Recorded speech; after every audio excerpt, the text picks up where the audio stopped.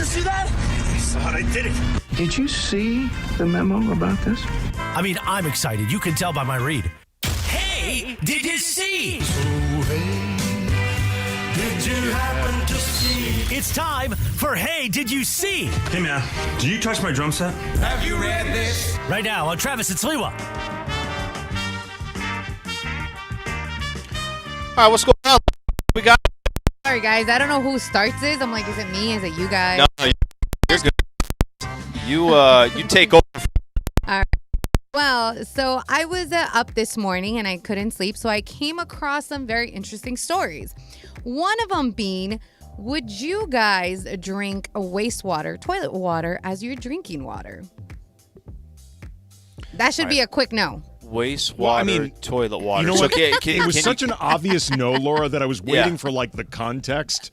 Zombie apocalypse. Like, No, so apparently, because I feel yes, it's quick, what I order like, every no. time I go to the fanciest of restaurants. No, I was waiting for a very quick no. That did not happen here. That didn't hit right. But California okays new rules for turning wastewater, toilet water, into drinking water. They're actually the second state to do this because we're very drought prone. When I read that, I was like, yeah, absolutely not. And restaurants or whoever is going to be using this recycled water have to tell you if they're doing so. Yeah, I don't know if I'm in, guys. Like, I don't think I would be okay. Okay. With this. All right. So I don't want to be the first one, right, AK? Like, I don't want to be the I don't want to be the project of this. And hey, let's see how Al feels in a week or so. But if it just becomes, this is what they do. They filter it. It goes through the filtration that it needs, and it becomes more and more common. I'm okay with it. We're not drinking feces. We're not drinking urine. We're drinking water. It's one of those things where I want to know what the process is. Like, I want to know exactly how this works, because if it is... Brita. They just use one of the Brita. They have to replace the filter every 6 months or whatever. Brita is about to go through the roof, baby. No, like, I want to know how this works, because if it is actually safe, like, it would be good for the state and, largely speaking, the planet, if we could actually figure out a way to do this, because water shortage is a real looming crisis for the world. Like, remember, in Succession. And clean water. Connor Roy wanted to control the water. He knew that water was currency. Right, yeah. So they actually do this in Colorado. So hippies. We would be the second state, but just the clickbait of they didn't tell me the water was that when I was in Colorado. Really? So maybe I was drinking. You already started, Em. You started for us. I didn't care. It was great. So I get it. You have to mention it, but it's also going to be the presentation. Like, if you're at a restaurant, it's like, hey, I just want you to know. Is it like announcing that you're a pedophile? It's like, you have to go around to every person in the neighborhood and say, hey, I'm sorry, I'm a sex offender or whatever? Or is it going to be something like in the corner of the Are you saying this water menu? is going to end up like on Megan's list? The question is, do they have to say, the waiter have to say, hey, this is our recycled water? Or is it going to be in the corner of the menu saying, hey, we use recycled water? They offer you. That's a good point, They actually. offer you flat, sparkling, or waste. It hasn't, I think, because we just got introduced to it, they haven't figured out all the regulations of what's going to happen. You know what but it's I like? Do think it's you know what it's like, Laura? Laura? It's like when you walk into a restaurant, and the restaurants that have the A grade, it's right in front of you, right? Uh-huh. Ones that have a B grade, it's like behind the printer. It's W grade. they find a way to hide it a little bit. Have you guys been to Catalina Island? Yeah. So Yes. when I went, I don't know if this is a normal thing, but at least at the time, they didn't have any tap water. You couldn't get any tap water at any of the restaurants. You had to get bottled water. That's the only option that you had. So maybe that also might be what it kind of turns into. Again, I hope that this is a viable thing, because I think it would Yeah. actually be helpful. Like Alan said, I need some other folks I to wish try they it. never told us. I wish they just did it and never told us, because then we would never know. I don't know. I'd rather not know. I'd rather live in naivete. Listen, I'm with you. If somebody's coming to me and the presentation is, hey, I just want you to know this came out of urinal at one point, but now it's fine. It's like, well, I'd rather Just filter the damn see you thing sip some, and then get Captain. it my way. Let's see you sip. I definitely think there's going to be strict regulations, and obviously there's another state which Em was in, so she may or may not have tried set wastewater. I'm still here. She's still here and kicking, so we're good. So anyways, did you see that In-N-Out actually has 2 new drinks on their menu? So What? One is wastewater. No, it's not. By the way, I love In-N-Out and I want some right now. Yeah, it's great. I've been craving In-N-Out for a while. Anyways, so they have cherry Coke is now one of the options, and pink. I mean, they've had pink lemonade, so I don't know why that one's considered new, but it's I think it's like a light pink lemonade and cherry Coke. So are you guys in for the cherry Coke, or are you guys like, I didn't really care? Okay, let me actually say that I haven't had cherry Coke in so freaking long. It's great. But the moment you say cherry Coke, I'm thinking of like age 15. I used to love cherry Coke. So the fact that that's one of the flavors that's coming in and out actually makes sense, right? Like it's not just a random. That one sounds very strategic. I'm all in. Yeah, I would definitely have some cherry Coke. I think it's a great idea for In-N-Out. I think it will be popular. I am personally not a huge soda drinker, and in particular, I don't really love the taste of cola. Like, Are you a Pepsi I like guy? No, Pepsi is also cola. Yeah. So well, I think any of sort Coke. of soft drink you're not a fan I of? like Sprite. Okay, so you like light-colored soft drinks. Yes, Yeah, for the most part. Like, or Fanta? I like club soda. Like I like sort of like the more neutral. I don't. I like him. That was disapproval. I like flavored sparkling water. I don't love. A lot of soda's just too sweet for me. Okay, so I'm a big fan of the cherry Coke. It's great. So if you guys had to add one thing to the In-N-Out menu, what would you add? I personally would add either chicken nuggets or chicken tenders, because I would love to get my burger and some chicken nuggets or chicken tenders with it. I know that probably would denigrate the brand of the burger only place, but if I had to add one thing, it'd be that would be mine. But Em, I will tell you this, and I think that's whatever they would add, they would do it right.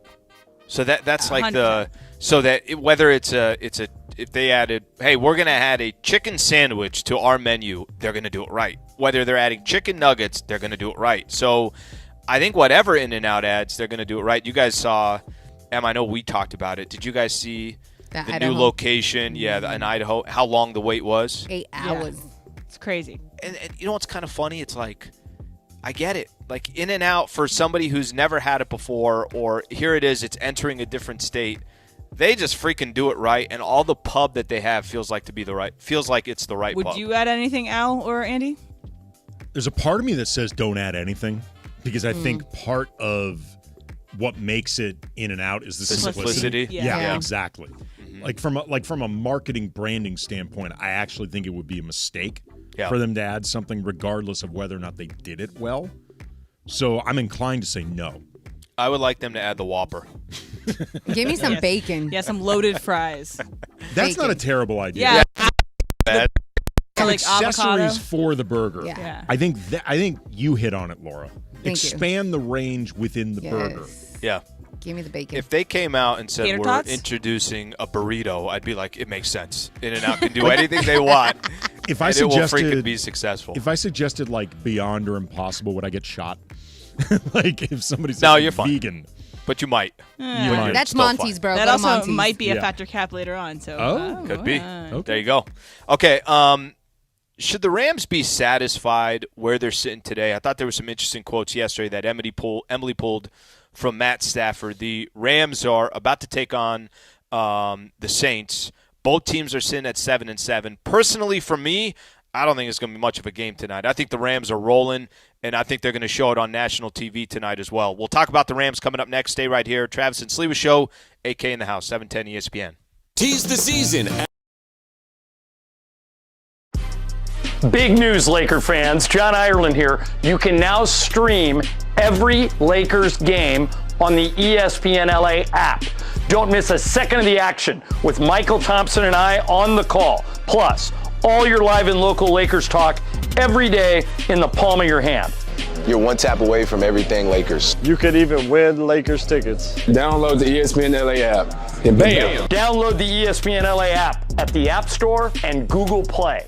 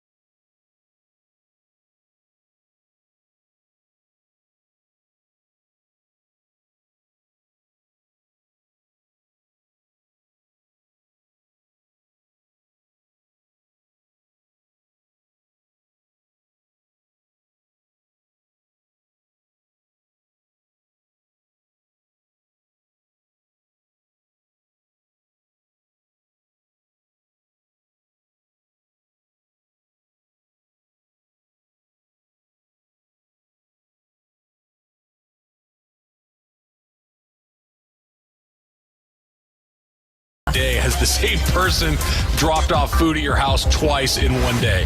I don't Great know. question. Travis and Sliwa On 710 ESPN. All right, Angeles, busy day for 710 ESPN. By the way, Rams and the Saints coming up a little bit later tonight. Pre-game show is going to start at 3:15. We'll have all your coverage, so you can tune in, stay right here for 710, or just listen on the app. By the way, with the Rams game, if you are used to seeing us outside of entry number 9 today, because of the rain, we will not be there today. So we'd love to see you again if we have a home playoff game, but no entry 9 for the pregame show. Jeez, Trav. I mean, did Trav just say, guys, I don't want any more, enough of this public stuff? Yeah, he hates interacting with the people. He's above it all now. Yeah, he just wants to be in the booth and be with JB and MJD up there. He's changed so much since the Lakers won the in-season tournament, AK. Right. I mean, his attitude is just unbelievable. Big shot. Yeah, and he also got territorial when you came in and did the one weekend with it. So he's trying to big shot everybody. Yeah, I think he told me this was his 8th year, and that's the first game that he missed. His voice was completely shot, but that's the first Rams game that he missed. And then Andy was like Jake Browning out there, just throwing dimes. I mean, I didn't want to say it, but I didn't Better throw any somebody picks. else says. I didn't throw it, other than halftime where I think I forgot that it was one segment, not two. But I don't think anyone noticed. Yeah. But I was confused. Yeah. By the way, if you want to tune into the Lakers game tonight, so they're taking on the Minnesota Timberwolves. We're going to have that game for you on KRLA AM 870.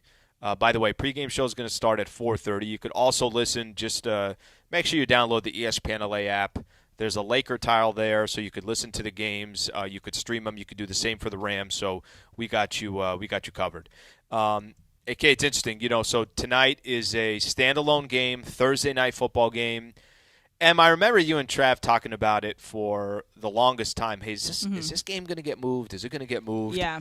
And fortunately, I think for everybody here, and I know I'm not trying to sell it as it's the Niners and the Ravens. I know it's not. Mm-hmm. You got two teams that are 7-7, fighting for playoff competition or the opportunity to get in the playoffs. I actually think this is. I'm so glad that this game gets to be where it's at, because for a lot of the rest of the country who has not watched a Rams game or has really no idea, are the Rams any good? Are they not? AK, it's a completely different team than when they were 3-6 and now in a position to at least get one step closer to making the postseason. And to add to your point, Al, so tonight's game is big for both teams. So the Rams, if they win this game, they have right now they have a 60% chance to make the playoffs per ESPN Analytics. It jumps to 78% with a win, and it falls to 16% if they lose tonight. Saints have a 44% chance to make the playoffs right now, jumps to 73 with a win, and drops to 25 with a loss. And again, you talked about how this is a primetime game for the Rams this season. This is only their second primetime game this year. This is only their second standalone game. The only other one that they had was against the Bengals, I believe, in week 3 or week 2 on a Monday night. And so a lot of the country really hasn't seen the Rams. I mean, they might have seen them on Red Zone, might have seen them if it happens to be their CBS or Fox game, but it's just not the wide national audience knows the Rams and the Saints very well. It speaks to how little expectations there were for the Rams heading into this season. Exactly. Absolutely. Yeah, they were supposed to be. I mean, we were kind of joyful. It's like, we don't have to see the Rams in primetime, because last year we had to see them so often in primetime, it was a mess. And so I think that it's just, this game is incredibly important for both teams, important for the NFC playoff standings as a whole too. It's crazy.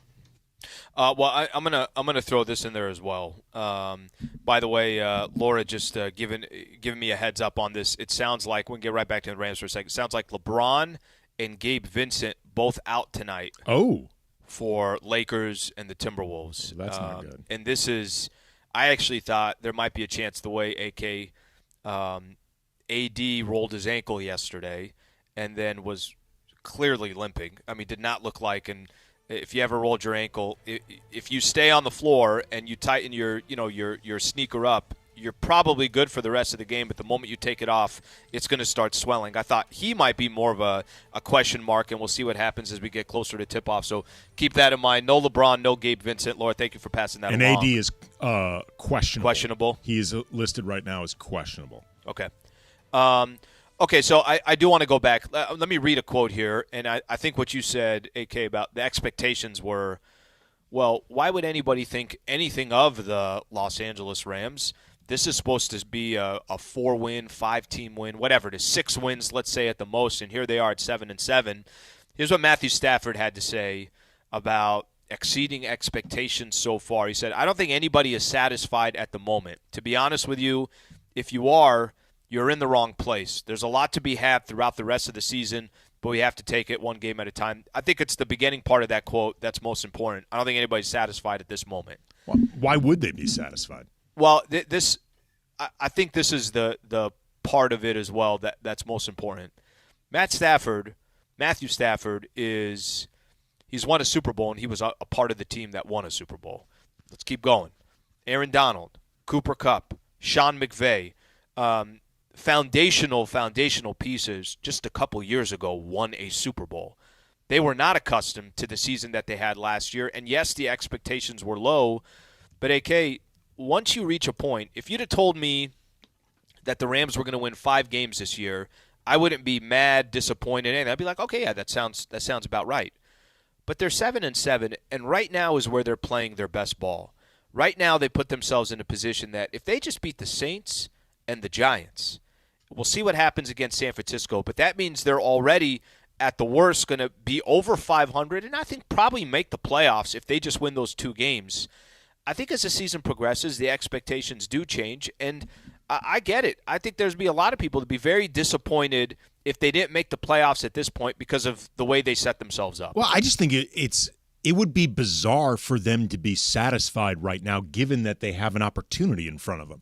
Like, it would be one thing if the season ended and they were 7-10, but right. you looked at things in the grand picture of what was expected of them realistically.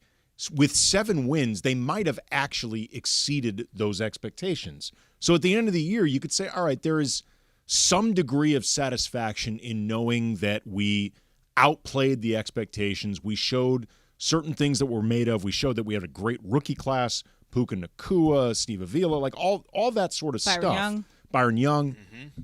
But the idea that they'd be satisfied right now when they actually have an opportunity to go to the playoffs, like, that doesn't even make sense. They need to be hungry. They need to be hungry for more because they have the opportunity. They have winnable games in front of them. They are a better team than the 2 teams they're going up against. It honestly doesn't even take that much hunger. Like, it's literally right in front of them. Like, and it's not like the type of situation where they have to win a bunch of games, but then 4-dimensional chess is required in order to get into the playoffs, and like 7 different teams need to lose in an exact combination. Like, they control a lot of what is in front of them. So, I mean, it doesn't even take that much, like, lighting of a fire under them or whatever. Mm-hmm. Like, it's right there. Can I just showcase, and this goes back to tonight's game.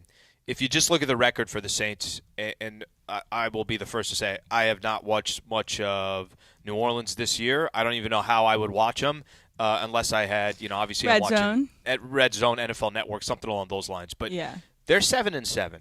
Here are their wins this year, okay? Not all 7-7s are created equal, and I think that has something to do with either you're representing the NFC South or you're representing the NFC West. It's obviously a huge difference. Here are their wins this year. Tennessee, Carolina, New England, Chicago, the Colts, which I would say is probably their best win, Carolina, and the Giants. It's not like, and I'm not trying to tell you or sell anybody that the Rams are the best team in the NFL. Rams have put together some good wins. Even some of the losses that they've had, whether it's the 49ers, the Eagles, the Ravens, they're in the games. I mean, and Em, I know you were as frustrated as anyone when they lost to Baltimore because that wasn't one of those games where you're like, well, at least they were in it. Your point was they should have won that game. Andy saw me how frustrated I was with them losing that game, and I called exactly what was going to happen. Yes. They were going to mess up their time management, which is what happened. Was Sean McVay on Emily's bleep list? Let me tell you right now. But there was rumors when McVay went on with Mason in Ireland. She almost stormed. Oh, right. She almost went right to the Sean studio McVay and went did at him. not want to be in Emily's vicinity Took the in mic this from exact Mace. moment. Yeah. Woo. But too with the Saints, they got kind of they've had bad losses too, teams that aren't amazing, and even the Lions, it looks closer than it was. They were down 28-0, but they came back and scored 28 points. So the Saints have the ability to mount huge comebacks, but also remember, Derek Carr is their quarterback. Derek Carr is their quarterback, so he sucks. And so just be prepared. Last time that he was here was almost a year ago today, and he threw that bad interception in the half, and Baker Mayfield came back against him. That's right. Derek Carr is their quarterback. Well, they're literally as average as it gets, and I think the 7-7 part of that has to do with the division that they're in. I'll go a step further. I think, as we're trying to hype up tonight's game, I think the Rams are going to just take care of business. By the time you get to the fourth quarter, I don't think it's going to be a one-score game. Okay, they're a good team, and they're clicking at the right time. And I think that's the one thing in the NFL. Really, you could call it for any sports. Are you playing your best football towards the end of the season? And they are. Are there some things in front of them that are working their way? They've had a little luck fall their way, but that's part of the NFL. Injuries that comes to other teams, and you just happen to play them. But I don't think the Rams are also getting lucky, winning 4 of their last 5 and being 7. They were 3-6 at one point. So for them to be in this position that they're in, I think more than anything else, it has to do with the fact that they're playing good football. So I wouldn't be surprised or shocked at all that those who are watching the Rams for the first time this year are saying, wow, that's a lot better of a team than I thought. And then look at the rest of the playoff picture. I'm sure there are teams out there that are looking at the Rams and saying that would be unlucky to have to play them in a first-round matchup.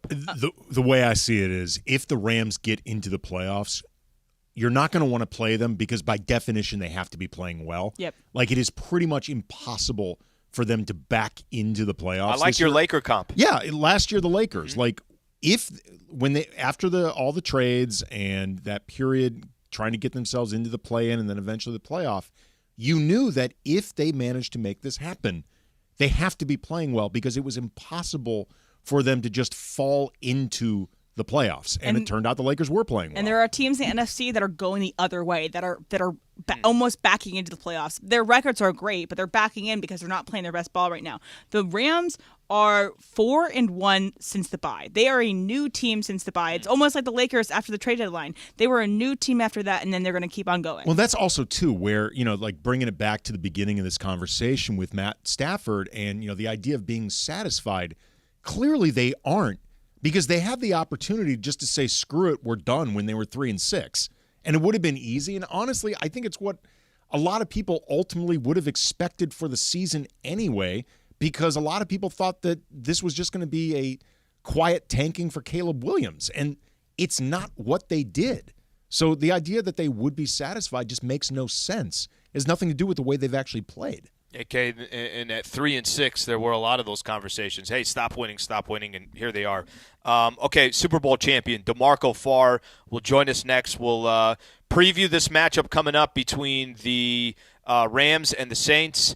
I thought it was an interesting quotes from the Baltimore Ravens. Feel like they're being disrespected by the San Francisco 49ers or by the public because they're not favorites in that game. So we'll do all that coming up next. Stay right here. Travis and Sliwa Show, 710 ESPN. At In-N-Out. Big news, Laker fans. John Ireland here. You can now stream every Lakers game on the ESPN LA app. Don't miss a second of the action with Michael Thompson and I on the call. Plus, all your live and local Lakers talk every day in the palm of your hand. You're one tap away from everything Lakers. You could even win Lakers tickets. Download the ESPN LA app and bam! Download the ESPN LA app at the App Store and Google Play.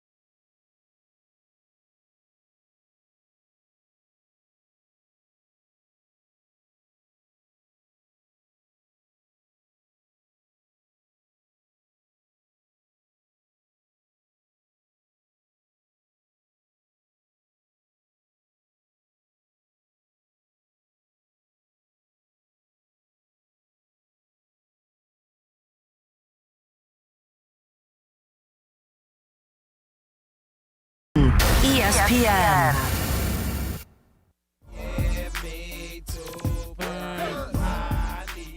Well, I mean, everybody, if this song comes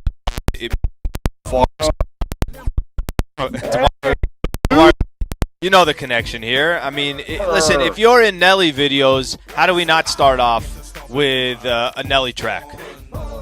I feel you. This was the bomb back in the day. When I first got to St. Louis, I couldn't understand a single word of what anybody was saying. My barber, I sat down in the chair. He said, "Hey, good luck against the Birds this week." And I said, "The what?" "The Birds." I said, "The Birds?" He goes, "The Birds from Chicago." I'm like, "Oh, Bears!" Makes sense. And then this song. So, yeah, you had to get into it. You got to know. This is just how you roll. Obviously, Super Bowl champ DeMarco Farr joining us here. DeMarco, it's kind of funny. We were just talking about this. I don't know what most people thought of the Rams coming into the year, and I don't know how much people across the country. Oh, no. Hold on, Slee. What did you think? They're going to win probably 4 or 5 games, and they're going to be trying to get a high draft pick. And I love you. I love you. How do you feel now? That they got a great chance to make the play. But listen, here's the thing, DeMarco. I don't think that was – I think most people thought that, right? I think most people were predicting that the Rams weren't going to be there towards the end. Yeah, that's fair. That's not hate. If you look at it the way the roster was constructed, I mean, you're drafting 14 guys. I mean, you got Matthew Stafford, who basically got beat up. Everybody's kind of looking for the end of the Aaron Donald run, so you're fair to – you were fair to question that. Cooper Kupp was a guy that got injured. So there were a lot of question marks. But, Sean McVay told you, I mean, they're going to have to draft, develop, and they're going to build around their stars. They're going to build around Matthew Stafford. They believed in him. So I'm glad that's being paid off. Aaron Donald is still that guy. Cooper Kupp, and you found a diamond in the rough in Puka Nacua. So, Matthew Stafford gets a chance to stand out front and center, making new stars and also keeping up that connection with Stafford. So, yeah. They had their plan. They're not surprised with where they are. I am glad some people are eating crow. It is fun to watch some people backpedal, but I'm not talking about you, Slee. Oh, no, I'm a corner in the league right now, and somebody's running some type of slant. I'm just keep backpedaling. It's not over yet. I mean, you got to finish it up. You got to win tonight. It's a big deal. That's what sets up Thursday night. It's big. I hate that it's against the Saints because there's a lot of bad blood. They always play the Rams tight. So it's a primetime game. You can get above 500. You can, really get into this playoff. You can say you're really in the hunt if you win tonight. There's a lot at stake tonight. I mean, what's funny is heading into this season, basically what we kept hearing was, we can't, from the Rams, like from Les Snead, from Sean McVay, we can't add really to this team because of the cap and just sort of having to reset our books and the bills come due, and this is something that all teams have to deal with. But we have confidence that this team, if things break reasonably well and they play as, the best version of themselves at their most upper level, that we actually can be competitive. And a lot of people, and I include myself in this, thought this was their way of saying, yeah, this is a gap year, that we are thinking about the Caleb Williamses of the world. And as it turns out, they actually were being truthful. Like, look, we can't add to this team in a really aggressive way because of just the ramifications of the way NFL salary caps work. But we actually think that this group has some potential. And, it didn't help that Sean McVay had been undecided about whether or not to return, which led, I think, people to reasonably conclude there had been some concerns about a rebuild. But it's one of those rare times where a front office was actually being completely honest with fans and the media, and I think nobody believed them. Well, yeah, I guess we're all built to be cynical. I mean, especially with football. I mean, look, you're always going to get football speak, and you have to read between the lines. But sometimes they do throw those nuggets of truth, and they're shocked when people don't hear you. I said this a long time ago. This is how we're going to battle. This is what we think. And if people take it as gospel, then good for you. If you don't, that's how people earn a living in this business, by second guessing. But look, their plan was, and their belief was always in the guys that they had, especially their veterans. I think Sean McVay started this year with It used to be we, not me. Now it was lead the way, talking about these veterans leading the way and getting these younger guys ready to play. I keep saying this, man. Steve Avila, you draft him. He is a rookie left guard that's starting in the National Football League, and he's playing pretty good ball, and he's only going to get better. Someday, that's how you grow a Pro Bowler. You might have another Pro Bowler this year in Kevin Dotson on your offensive line. So that was the problem the previous year. That's why Matthew Stafford got beaten up. So this offensive line has really come around. I'm sorry? He got beaten up in that Saints game, too. Yeah, I mean, smashed in that same game. And they've come around. They've kept Matthew Stafford reasonably healthy, and they've developed some pieces. So, that is how you stay afloat. But I'm sure, to your point, man, there was a plan B in case all this went south, because this is a quarterback-rich draft. So if it's going to go south, you might as well have a plan for the future immediately. So I get you there. DeMarco Farr taking some time to join us here on the Travis and Sliwa Show. AK in the house. Rams taking on the Saints a little bit later today. Make sure you tune in for our pregame coverage starting at 3:15. DeMarco, I'm gonna lay out a scenario for you. AK and I were talking about this before the show started. Let's just say that we're at the final week of the season, and the Rams have the Niners obviously in San Francisco. If the Niners have clinched, that thing is done. There's nothing to play for. They got the number 1 overall seed in the NFC, yet the Rams are in a position where they have to win that game to make the playoffs. What do you think the Niners would do in that spot? It's funny you say Niners and clinch, because that's exactly what happens when you say the 49ers to me. I mean, they are that good. They are that physical. I'm hoping that whatever, they get it all wrapped up and they can play their backups. So the Rams could go in and have an easier path to victory. I think who's their backup? Sam Darnold is their backup, right? So DeMarco, is there any world that the Niners would say, well, if we got a chance to take out the Rams, so then we don't potentially have to play them in the postseason, would they entertain that at all, you think? Oh, no. Yeah, I'm sure they would. Look, this is today's NFL, but look, these coaches are nuts these days, especially when they're friends. So that would not surprise me. I would think it's crazy. Why would you risk your guys if you've got everything sewed up? I'm sorry, DeMarco. If they did that, if Kyle Shanahan basically overrode everyone and played all of his important players to just knock the Rams out of the playoffs, and one of those guys, awesome. But if one of those guys gets hurt, that is a fireable offense. That is honestly fireable. You should be made to do that just so you can lose everybody. That would be great. That would be awesome. That would be great chaos. But the smart thing to do is protect your guys. Why would you put Christian McCaffrey out there? He's the best player in the world.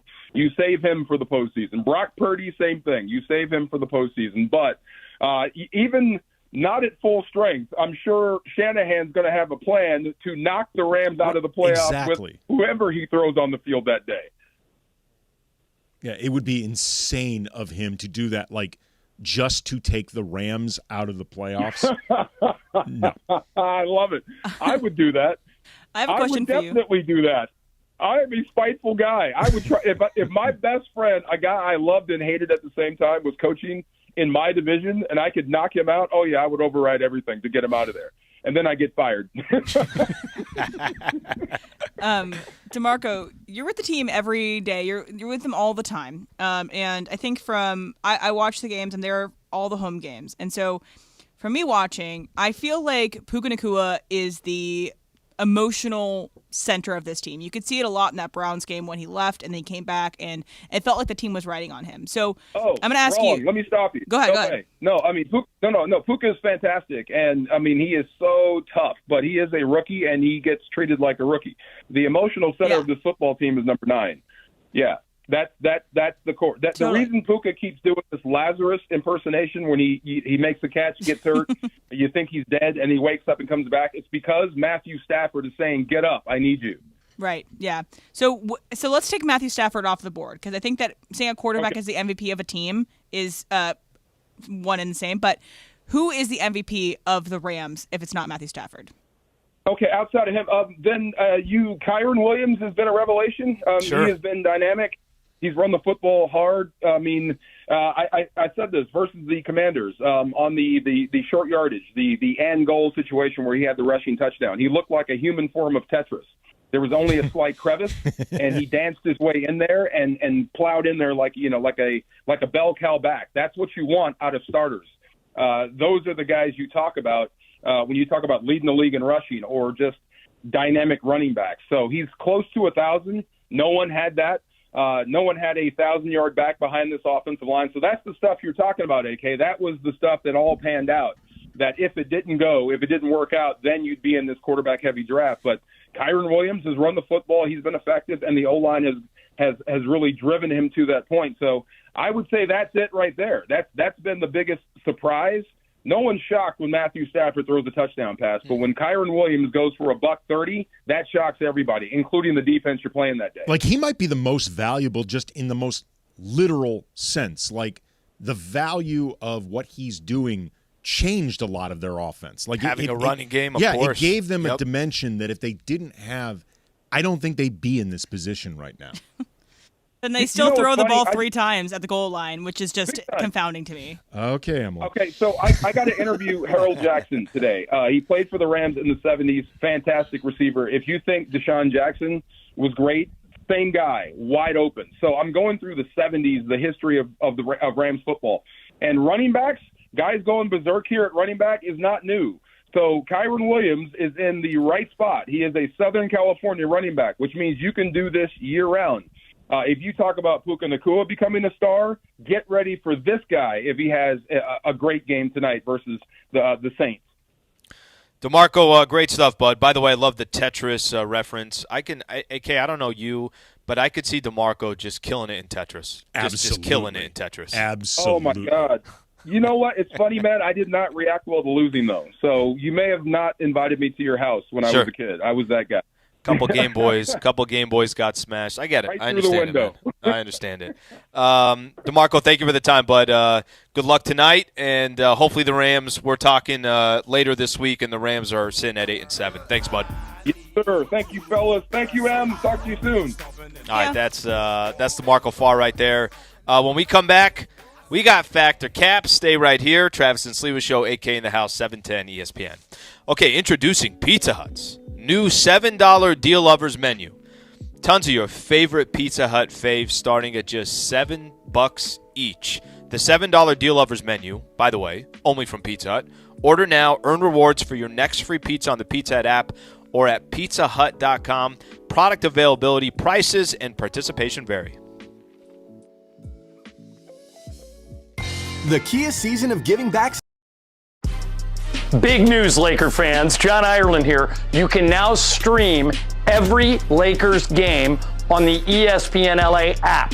Don't miss a second of the action with Michael Thompson and I on the call. Plus, all your live and local Lakers talk every day in the palm of your hand. You're one tap away from everything Lakers. You could even win Lakers tickets. Download the ESPN LA app. And bam! Download the ESPN LA app at the App Store and Google Play.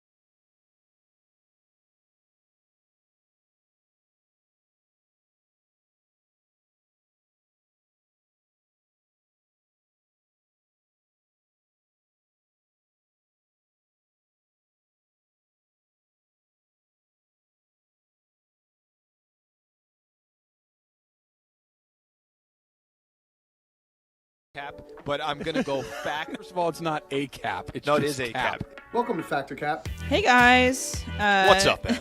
Hey. So yeah, I just had a little breakdown in the break of just how frustrated I was by McVay on that first drive last game. So again, hope McVay does not do it yet again, and I think he knows. Yeah, he listens every day. AK, just so you know, there are times with certain topics I try to stay away from, and I Emily's get nervous. opinionated. When did that happen? Yeah, she just started.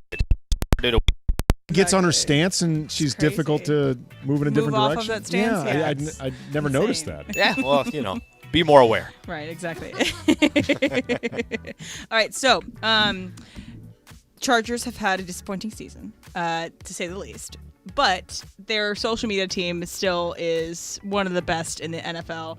And so yesterday, Cameron Dicker, who is their kicker, they posted a video of him, kind of his Pro Bowl cell. And in the video, I'm gonna play the sound for you in just a second. He is almost like a Better Call Saul-esque lawyer, being like, "I will be the kicker for you." So I'm gonna play the sound, and I have a statement on the other side. Have you ever been victimized by a missed field goal? No good! Wide to the right! No good!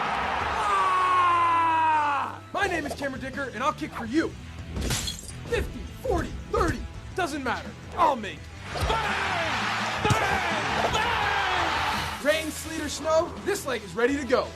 Don't believe me? Ask him. Cameron Dicker is a really good kicker. He's outstanding, and, I love him. And I did not edit that. So don't be a and let me kick for you at the Pro Bowl. So go to chargers.com/vote to send me and my leg to kick for you. Vote for me! Vote for me! Pro Bowl! 2023, baby! Let's go! All right, so that was edited by the Chargers video team. One of my friends, Andrew, is one of the producers over there, and he told me that a PA over there, their production assistant, both pitched and edited that. So congrats to you. That was awesome. Very funny. So based off that video, Cameron Dicker has your vote. Andy, Factor Cap. Hell yeah. I mean, first of all, great video. Second of all, what do I care which kicker goes to the Pro Bowl? Nobody cares about the Pro Bowl. It's in Orlando. So you know what? I am sending the kicker that put the most effort into their campaigning. That's Cameron Dicker. He's got my vote. All right, Al. I can't be more fact, and this is somebody that obviously despises the Chargers. This is so good. I watched it a couple when Emily sent it to us yesterday. Kay, I'm like, wait a minute, what the hell am I watching? This can't be real. What do you mean they actually put this out? It's genius. It's fantastic. It mocks so many of those types of videos, which is great. I think the Better Call Saul that you mentioned is a perfect kind of description. Dicker the kicker. Don't be a you-know-what is what they put up on their tweet. The whole thing is brilliant. If you haven't got a chance to watch it, go on the Chargers, Twitter, Instagram, any of that stuff, and go see it. It's freaking hilarious. All right, Laura. So, fact, but not because of him, but because of the team that put this together. So it has nothing to do with him. It's entirely. But he's good too. Yeah, but like Chargers, So he has to do a little bit of acting, Yeah. He has to sell it. but like the Chargers. Show off his facial calf. expression. I love the team that thought about this and Yeah. it just produced it. Like it's great. But yes, he's good. But again, Chargers. I mean, it's a Pro Bowl. Again, nobody Who cares? about. Yeah. As somebody who's covered the Pro Bowl. Yep. And watched the crowd reaction to the Pro Bowl, I can promise you nobody cares.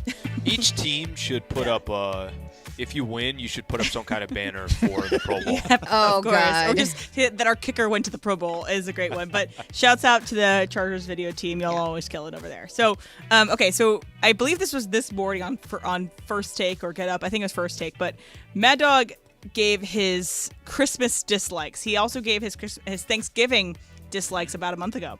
So here are his Christmas dislikes in order. So this is 5. 5 is his mother's veal parmesan. It's always burnt. So that's number 5. Number 4 is We're going throw mom under the bus Exactly. in front of a national audience. He had a minute-long rant about how much he doesn't like his veal. Yeah, exactly. And then number 4 was having to go to Christmas an hour early. Church an hour earlier than you usually do. So he goes to church at 5 p.m. and then his wife's like, "We gotta go at 3:30," and he's like, "Oh no!" I don't know how to do his impression. And then number 3:30. Yeah, exactly. Number 3 was that his wife still insists on putting the presents under the tree on Christmas Eve while his kids are asleep who are 30. So, like, that he still wants to preserve the magic of Christmas for his 30-year-old children. He does not like that. That is another dislike. He also does not like hanging lights. He says that no one should hang lights anymore, that's done and out. And then his number one hatred is It's a Wonderful Life. He doesn't need to see it again. He's seen it a million times. So that's his top 5 hates or dislikes of Christmas. So Mad Dog has some points. Al, Patrick Cap. All right, he's got some points. I mean, not all of them, I think, apply. Look, the putting out You the don't get a veal parmesan, Al? putting out the presents on Christmas Eve. Okay, I get it. His wife wants to do it. There's some nostalgia there. That's okay.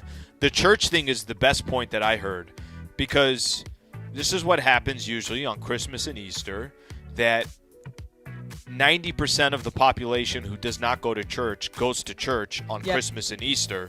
So just getting there 45 minutes or an hour before church starts to then wait an hour, already a longer mass that you have going on. There's no parking. Everyone is kind of smushed. The church one is the one that I could apply to the most. Andy? Cap. And the reason is because his list is all over the place. It contradicts itself. Like, half of them is being upset that you aren't enough into the Christmas spirit. The other half is crapping on the Christmas spirit. Like, it is so inconsistent and all over the place. Yep. Sounds about right. Yeah, I mean, I realize that's sort of the Mad Dog formula. Yep. But I'm just saying, if I'm evaluating it outside the Mad Dog formula and just as a list, his list makes no sense. It also brutal to his wife and mother. Right. Okay, Laura? I mean, Andy made every point I wanted to make. Yes, on brand. But, dude, you start off with your mom? Like, no, I'm out. So, Cap, 100%. Okay. And by the way, not every dish is going to be a 10, right? Right. Like, there's Excuse some me, my dishes mom's that- is. Okay, Every dish? Yeah. Okay. Yeah. All right. I'll leave it alone. You're blessed. That's all Okay, so there's a cooking creator. Her name is Teeny. She's also been on, I don't think it was MasterChef, but she's been on one of the Gordon Ramsay shows. But she's mostly a home cook. And so she put out this recipe for eggnog, which is just full of dairy and eggs and cheese. Oh. Yes, exactly. So someone responded on the TikTok and said, "Is there a good substitute for people allergic to eggs and dairy?" And then Teeny responded, said, "Y'all just have to sit this one out." And so, not every recipe should be for everybody. If you are allergic to dairy and eggs, don't have eggnog. Okay, so not every recipe should be for everybody. Laura, Patrick Cap? Fact. I'm allergic to peanuts, so there's recipes I don't touch. So 100%, I'm in. Yeah, you don't have to veganize everything. You don't have to get everything. Andy? Sit it out. Fact. And not everything is for everyone. And for what it's worth, for those allergic to dairy and eggs, if you can't indulge in eggnog, you're not missing much. So you're going to be fine. Exactly. Al? It's fact, and I think this happens. You know, you go to places, somebody's vegetarian, somebody's got some type of allergy. It's okay. Like, you can't accommodate to everyone to begin with, so just do your best on it. And it's not sit made this for one everybody. out. Get some French fries. Sit this one out is literally the best phrase to say it. Just sit this one out. Yeah. Okay. So one more for you guys. So Cameron Diaz says that she wants to normalize married couples having separate bedrooms and also separate homes. Again, if you are Cameron Diaz level wealthy. So she says, to me, I would literally, I have my house, you have yours, we have a family house in the middle, and I would go sleep in my room, and you go sleep in your room, I'm fine. So she essentially wants to have separate quarters for her and whomever happens to be her partner. So this is not a crazy thing to say. Andy, Patrick Cap. I mean, first of all, it's a hell of a flex. I mean, right. She's brought in a third house. And you're also like, I don't know, maybe you should go on a holiday to England. But like, you got her house, you've got the partner's house, and then you've got the family house. For like the kids or whatever. Well, at that point, you're essentially scooping up and buying a block. A compound. Like, I mean, that is a serious flex by Cameron Diaz. It's letting everyone know, I don't act anymore, but I still got plenty of income coming in. Got that holiday money coming in. Love that movie, by the way. Love got that holiday movie. Money. Okay, do I think that this is necessary? It's both the unhealthiest and healthiest way of maintaining a marriage at the same time. Know your boundaries, I guess. I Yeah, don't know. well, it's all boundaries. Yes, exactly. Al, what do you think? All right. First off, Cameron Diaz, worth about 140 mil. She's good. She's in good shape. She's going to be all right. Yeah, it's a reminder that the rest of us aren't. Yeah, that's a reminder there. So, not crazy thing to say. I'm going to say fact, and this is why. I don't think I would ever do this, but whatever works for that couple.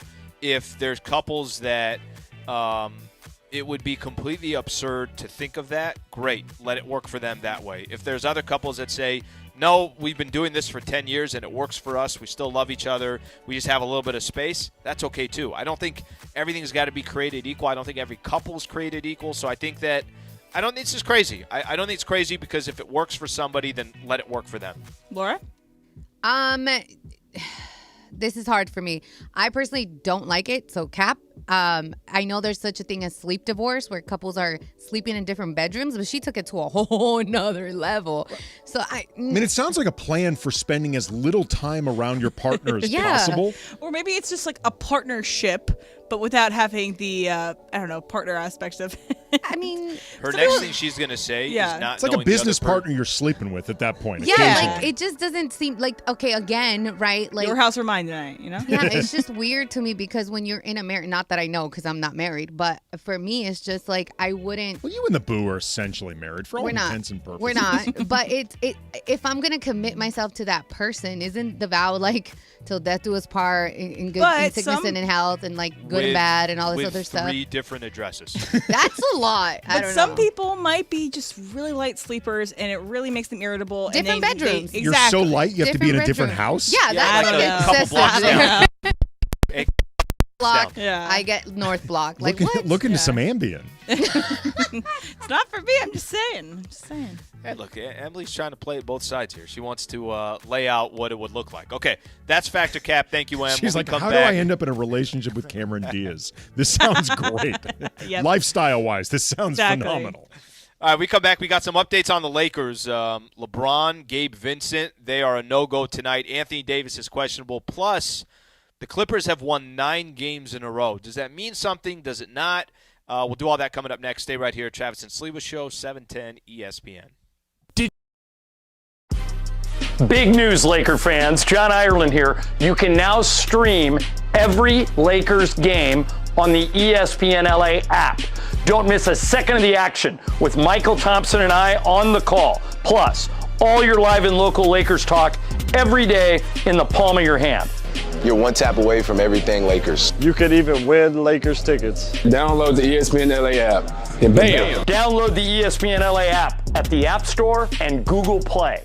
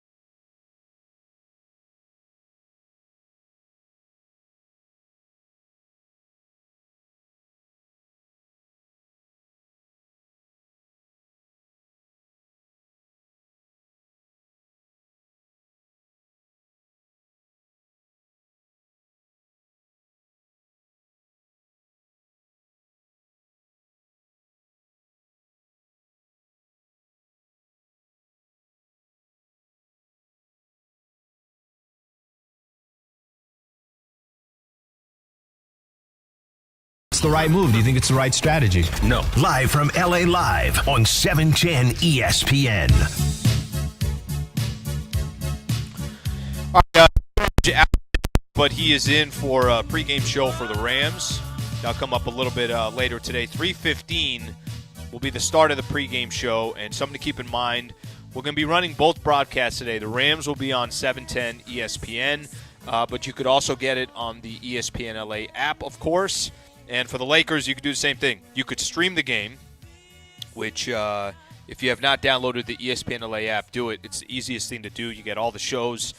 Plus, you can also hear the game on KRLA AM 870. So if you want it on the radio broadcast as well. AK, we saw this when we were in the middle of, we were talking, it was talking Rams, Saints, and then the news came out, status report. Lakers always send it out before the games, gives you an idea where they are with some of their injuries. So Bron will miss the second night of the Lakers back-to-back. Of course, Lakers lost to the Bulls yesterday. They're playing tonight in Minneapolis because of tendinitis in his left ankle. Gabe Vincent, who played yesterday for the first time in 7 weeks, will also sit out tonight's game to rest his left knee. Just right out the gate, AK, what's surprise to you, or this you feel like because it's a second of a back-to-back that those two players you wouldn't be expecting to play? Vincent is not a surprise just because he played yesterday for the first time in, I believe, 24 games. So it was kind of expected, or at least for me anticipated, that he wouldn't play in this game. With LeBron, it may not be shocking, but it is to some degree disappointing, particularly for where they are right now and needing to snap this. In all honesty, if you're not going to play LeBron, AD is listed as questionable. I kind of feel like you shouldn't just play AD. Just, it feels now at this point like a scheduled loss. You might as well allow guys to get healthier because Minnesota is going to be difficult to beat in their house anyway. They're 11-1 at home. Right. They are really, really good this season. Kind of feels like you might as well just let AD, that ankle and that groin has been off and on bothering him all season. Might as well let him rest up before Saturday's game against the Thunder. Well, I'll say this. If he didn't sprain his ankle, which, by the way, he sprained his ankle earlier in the week. Mm-hmm. This is the same ankle that he's had an issue with. If he didn't sprain it yesterday and, he looked like he was fine. I mean, you saw his last 4 games. He's like 36, 37 points a game, 12, 13 rebounds. He's just been incredible. But he was clearly hobbling towards the end of that game yesterday. I'm with you. At this stage, it's not like, hell, you play the San Antonio Spurs, it's not a guaranteed win. Well, what happens when you're playing the 20-6 Minnesota Timberwolves, who that place is going to be rocking because it is the Lakers? They're on a second of a back-to-back as well, but just a much younger team. It's clearly not nearly the same of when the Lakers are on a second of a back-to-back. I'm with you. I would almost be surprised. And it did show that Anthony Davis was listed as questionable, so we'll have to wait and see what happens on that front. Look, maybe the argument for playing AD and being optimistic about this game or having a strategy is with no LeBron, that means D'Angelo Russell is going to have to be more involved. He's going to have to be more assertive, should have more opportunities, and beyond that, hopefully snapping D'Lo out of the funk that he's been in. D'Lo often does a really good job of involving AD. Sure. So if you're going to go full bore and try to snap themselves out of this, or at least try to get D'Angelo Russell back on track, AD would be helpful there. Well, I think what you said from the beginning, listening to both of those pitches, don't blame. Because, it's Rudy Gobert, it's Karl Anthony Towns. It's not 100% Anthony Davis, and God bless D'Angelo Russell, but I don't know if this is the game where I get wanting to try to help D'Angelo Russell. I think under the circumstances, AD's health and maybe just being more fresh and ready for Saturday is a better way to take it. How much have you paid attention to at all, if any at all, when the Clippers initially traded for James Harden? How many games did they lose in a row? Was it 6? Did they start out 0-6 since the trade? Something like that. It was multiple games in a row. Something along those lines. And, I think the biggest question, which, by the way, I think is fair, is hey, I don't know if James Harden is all in. I don't know if that team is going to mesh. I don't know by just putting all those ingredients together that it's going to work perfectly. I don't know how Russ is going to react if you eventually have to move him to the bench. 100%. Like, I think anybody who just thought, hey, this is going to be perfect, it's like, all right, well, let's just at least see it play out. Here's where the Clippers are right now. They're 17-10. They beat the Mavs yesterday. They gave up a big lead and then ended up taking over late in the fourth quarter. They're 17-10. They've won 9 games in a row. They're 4th in the Western Conference. What do you make of where the Clippers are right now? Because I think it's easy to say, and listen, I get where Travis is coming from, but Trav always is kind of one of those, well, why would I believe in the Clippers until playoff time and until they actually made some real noise and got to the NBA Finals, something along those lines. But we don't have that in front of us right now. All we have is they've won 9 in a row. James Harden is on the team, and it seems to be like most of their players right now, or at least are clicking in December, even though I know it's December. I think the reason for the skepticism, like whatever specific reason, matters. Like if your skepticism is, I don't believe in Paul George or Kawhi Leonard being able to play at this pace. They've both been playing in almost every game, and it's worth noting, actually, Paul George missed last night's game, yep. And the Clippers still managed to win without on the road, I believe, without Paul George. Like, if you don't believe that Kawhi or Paul George will be able to maintain this pace to be healthy in the playoffs, and we've seen both those guys get hurt during the playoffs, that's a legitimate reason. If it's, I've seen James Harden struggle in the past during the playoffs. He's had a few good successes, but he's had more high-profile flameouts. That's a legitimate reason. If your reason is just Clippers gonna clip, that's a bad reason. Like that's not a legitimate reason not to buy into this team. And I'll give you a reason that may piss off Laker fans, but it's true. You go back to like the 60s, Lakers gonna Lake when it comes to playing against the Celtics. You know? Like they got destroyed for like a decade plus against the Celtics, and there was a period where the Lakers didn't look like a team that could consistently win championships. Obviously turned around and then some. Yep. But the point being is you have periods where organizations can't win until they start winning. You know, the Patriots were not always a juggernaut organization. You know, does that work for people too, though? So if you, like you said, if James Harden, you don't trust James Harden to show up in the postseason and be performing at this level, does it work the same way for people? As people it does used to for, doubt LeBron could come through when it mattered, right? You know, there were people who doubted whether or not Kobe could lead a team to a championship. For a lot of people, Kobe had to win his 4th championship to win his 1st. You know, I'm old enough to remember when people said Michael Jordan wasn't a winner.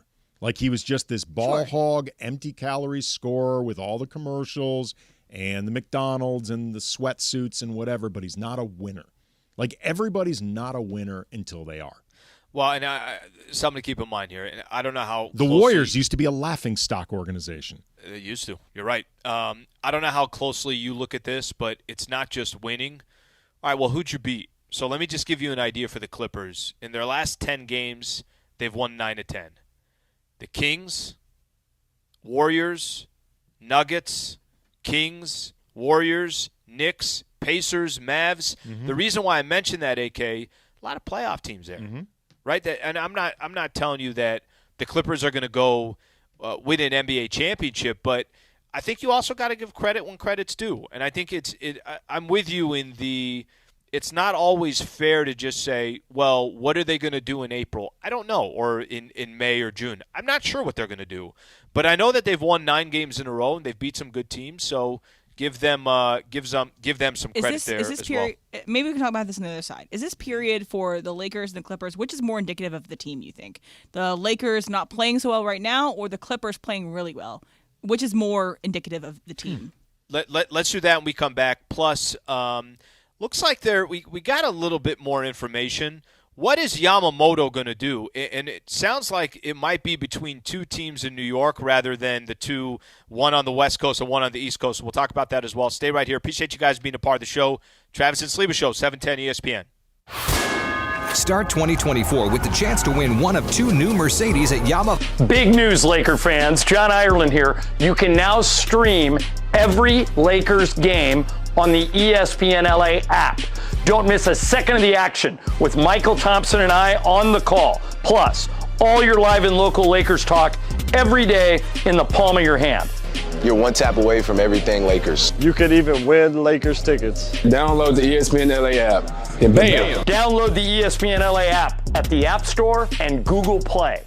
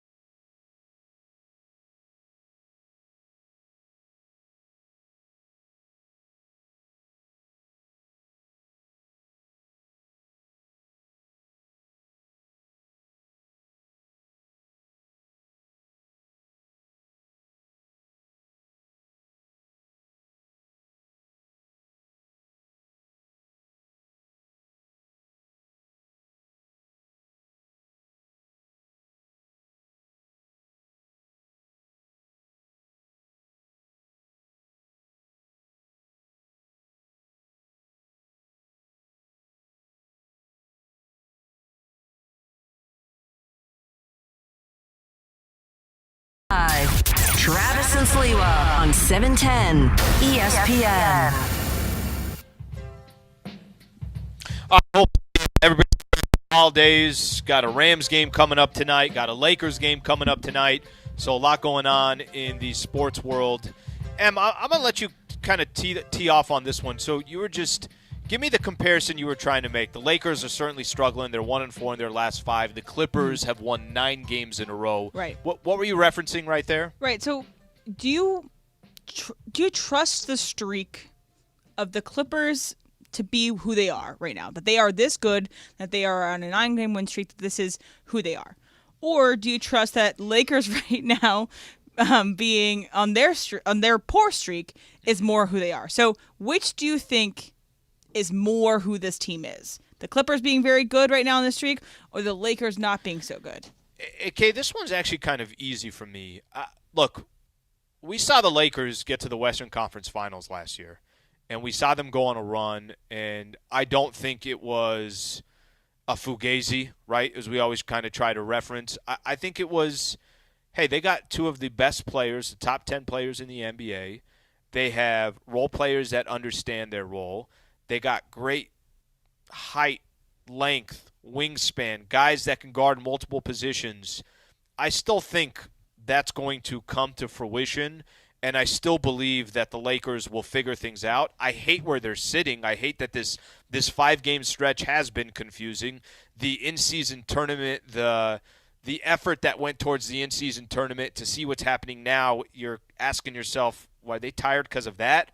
I'm not crazy about the position that the Lakers are in, but the Clippers have done it in such a short sample size. The 9 games in a row is amazing. That's anytime you win 9 games in a row in the NBA, I'm not taking that lightly, but I still feel very confident that the Lakers will eventually be a part of the mix when the dust settles. Yeah, I basically agree with you, in part because I think the Lakers just aren't this bad, and I think it could take maybe a few more games before they get their win back, hopefully get all their players back and playing with everybody on a regular basis. But I just don't think they are this bad of a team. And I think the gap between who they likely will be and where they are right now is bigger than whatever gap you think exists between whoever the real Clippers are and how they're playing right now. That being said, if you look at the Clippers most of the doubt for what they could be resided in either health, which nobody has any true control over. You know, sometimes I think it's difficult for the Clippers to manage Kawhi just because that stuff can be in secrecy, and maybe just the idea of the league putting this emphasis on just get out there and play and just putting more of a premium on that. As much as I know Kawhi and Paul George kind of chafed against that in the beginning, it does seem to have created an impetus. But also, too, like on paper, if there was no health and there were no egos involved, and you just said, make the talent work, there's a lot of talent for the Clippers to work with. You know what I mean? Like, you have to figure out the puzzle. And again, there's egos, there's personalities to manage, and that stuff matters, and it's stuff that really could become important in the playoffs. But the actual talent exists, and talent matters. Yeah, I'm looking at the Lakers schedule right now, coming up with what they got. This might be, and who knows? We'll find out. It might change just because this is how the NBA works. This might be, as far as the timing goes, the toughest 3-game stretch that they might have all year. You're at Minnesota, the best record in the Western Conference. You're at OKC on Saturday, the second best record in the West. And even the Celtics, who they'll play on Christmas, I don't know how long Tatum's going to be out. I know he turned an ankle against the Warriors. They went to Sacramento yesterday and blew the Kings out like they didn't even exist. It just kind of shows their depth, how many different players that they have. Timing of where the Lakers are sitting right now, not exactly the best position to be in, and it's not going to get all that much easier with LeBron out, with Gabe Vincent out, and then potentially Anthony Davis out tonight as well. So certainly things are going to be interesting here over the next couple of weeks, AK. No, this is the worst time for the Lakers to be dealing with yet more lacking continuity, like yet more guys missing, yet more disruptions. Mm-hmm. They need everybody together so they can start getting reps with whatever this rotation is going to look like. As much as I hear from Laker fans all the time who are unhappy with Darvin, unhappy with his rotations, there are decisions that he makes that sometimes I don't quite understand. But in fairness to Darvin, I get a really strong sense that he is not settled on what he wants the rotation to be. And at least some of that is because he hasn't had enough of the same guys game in, game out basis to truly make up his mind. It's not all of it, but I do think that is a piece of it. Yeah, I think we both interact with enough Laker fans to where if they can have like a rotation of 15 different head coaches and at any time after a game or maybe in the middle of like the second quarter when a team goes on a 9-0 run, then you could just instantly say that coach is gone, and then you could put a different coach in. Yeah, they really believe Darvin has like 15 timeouts per half that he can just call whenever he wants. As a lay person, when I'm watching basketball, I'm not like as in tune to every little detail as you guys are, because you guys watch it all the time and you're really ingrained.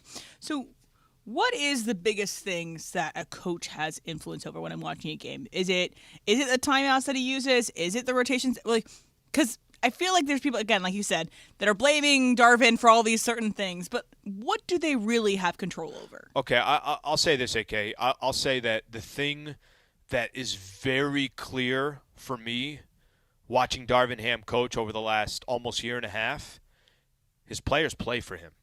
And that you can't really say that's not always the case in sports, but you'll never question, at least up to this point, is the message coming across? Do they respect him? Are they playing hard for him? I think that, for me, is probably the thing I notice most with Darvin Ham. The guys, they play for him, and there is no question about if he says something, they're on board. Some of the other parts of it, listen, there are times where it's just as simple as the Lakers sometimes catch themselves taking 40, 45 threes in a game, and I'm like, what? Ray Allen, Reggie Miller, and the rest of these guys are not on this team. Can we simplify it? Michael always says, and how many of those keys to the game or something like that, Michael will say, just be more of a team that's not as dependent on threes. Go out of your way if you're a head coach to say, guys, it's not falling today. Can we sit in the paint a little bit? Can we be a little bit smarter with our shot selection? I think there are a bunch of things, but those are some of the things that pop out. Yeah, I think big picture, Emily, it is the buy-in that Alan's talking about because it's a long season, and in a lot of ways, your goal as a coach in professional sports is keeping grown millionaires from killing each other. Like, I mean, you have a lot of very, empowered athletes with a lot of juice and a lot of clout and a lot of earned ego. Of course. And their own interests. Right. And getting everybody on the same page is not easy. And that is a big goal, big picture. Small picture, it is some of the details Alan's talking about. And like the idea of how many threes they take, they need to take a certain amount of them because the math doesn't work in your favor. Or if you're going to be taking more twos, and the Lakers are typically a more two-centric team, you need to make the most of those shots. Like you need to make sure you're getting enough shots up. Like I don't think they get into their sets quick enough. Like I don't think they generate enough possessions for themselves, whether initially or second chance opportunities. And like if That's what Derek Fisher was saying too, because he was saying you can't win games in the NBA when you're scoring 108 points. It's just not going to be what's happening. Well, Fish actually after the game yesterday talked about how you watched the Bulls, and this also in some ways feels like an indictment of Zach LaVine, but the ball just whips around. Yeah. And like they had 8 guys in double figures, and it's in part because of the things the Lakers weren't doing defensively, but also too, like the ball, Mike D'Antoni used to always say the ball finds energy. And the ball moved around yesterday a lot against the Lakers.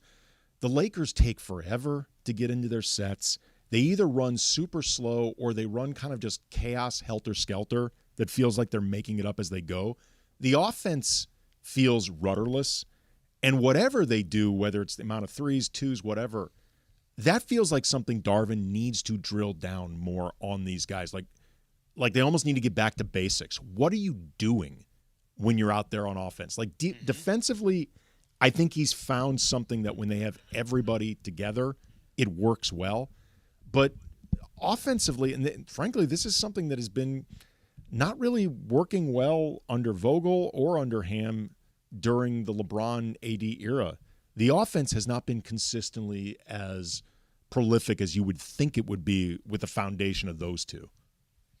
Yeah, listen, and it's a good question. I think I always ask when Laker fans are complaining about someone with Darvin Ham, I always ask, like, give me more specifics. Like, give me the specifics. Okay, I get it. I understand. Something's bothering you, and it's fair. It's not like Darvin Ham is perfect or the Lakers have been perfect any stretch of the imagination. I want to get into this real quick, AK. So switch gears here to Dodgers baseball, and it's been quiet since they, obviously they signed Shohei Ohtani, and earlier in the week, it was actually late last week, is when they trade for Glass now, and you just brought an ace to the squad, and you're paying him $136 million over the course of 5 years. We know what the details are for Shohei Ohtani. Yoshinobu Yamamoto was a name that right after they signed Shohei, there was a lot of conversations. Hey, what is this guy going to eventually get paid? Then you find out that there's a meeting at Dodger Stadium that includes Shohei, Freddie Freeman, Mookie Betts, Will Smith is there, and it's kind of gone quiet. And I know the Yamamoto, it's because he's basically been pitched by every big market team that you could think of. He's probably going to make, if it's not $300 million, it's going to be close to $300, and it's going to be 10 years guaranteed. Buster Olney had an article today in ESPN and says that it's coming down, he feels like, to the Yankees against the Mets. We spent just like a brief second on this last week. Do you think any of this comes down to, for Yamamoto, hey, if I'm going to go somewhere, do I want to be in Shohei's shadow, or does that have nothing, you think, to do with it? But he can be in the top market in the country with the Mets or the Yankees, one of the most prestigious franchises in all sports with the Yankees. But he could also do that in L.A. I'm trying to think of, is there any downside to him being in L.A. because Shohei is here, and in a sense, you're always going to be behind the scenes because of Shohei? It depends on what he wants. I mean, and similar to how none of us really have a feel for who Ohtani is as a person, other than he likes to keep everything super, super secret.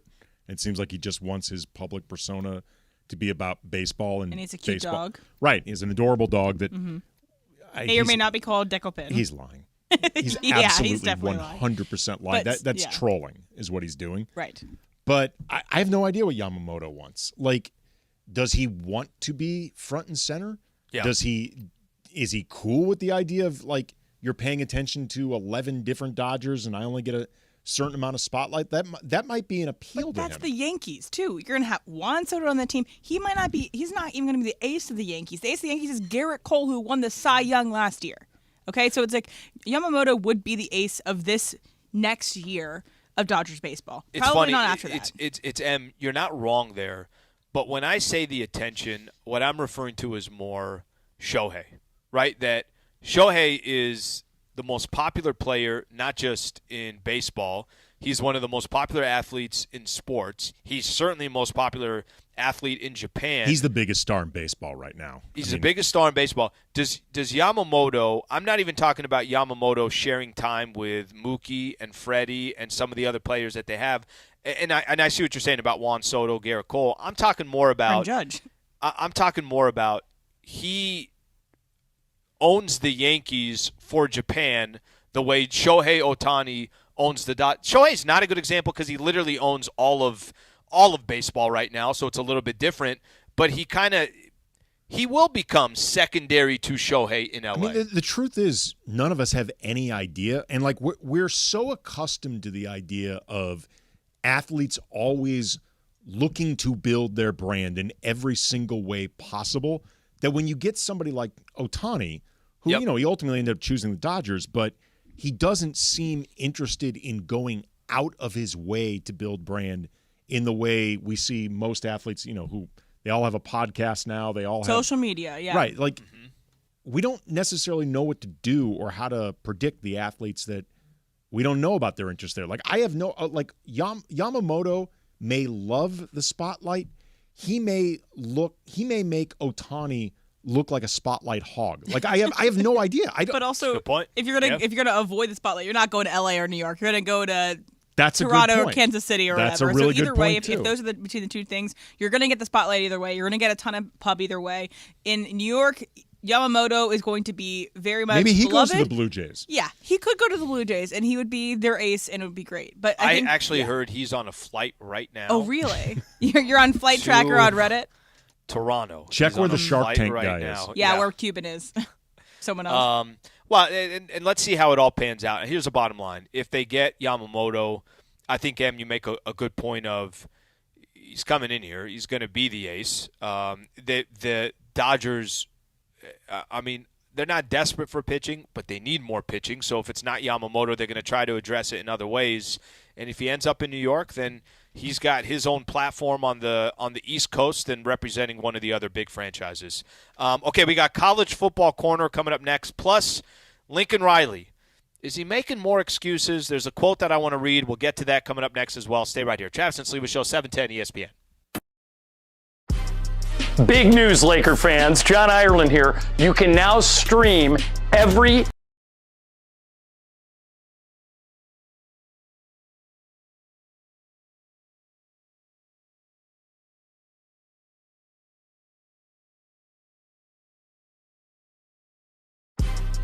Big news, Laker fans. John Ireland here. You can now stream every Lakers game on the ESPN LA app. Don't miss a second of the action with Michael Thompson and I on the call. Plus, all your live and local Lakers talk every day in the palm of your hand. You're one tap away from everything Lakers. You could even win Lakers tickets. Download the ESPN LA app and bam! Download the ESPN LA app at the App Store and Google Play.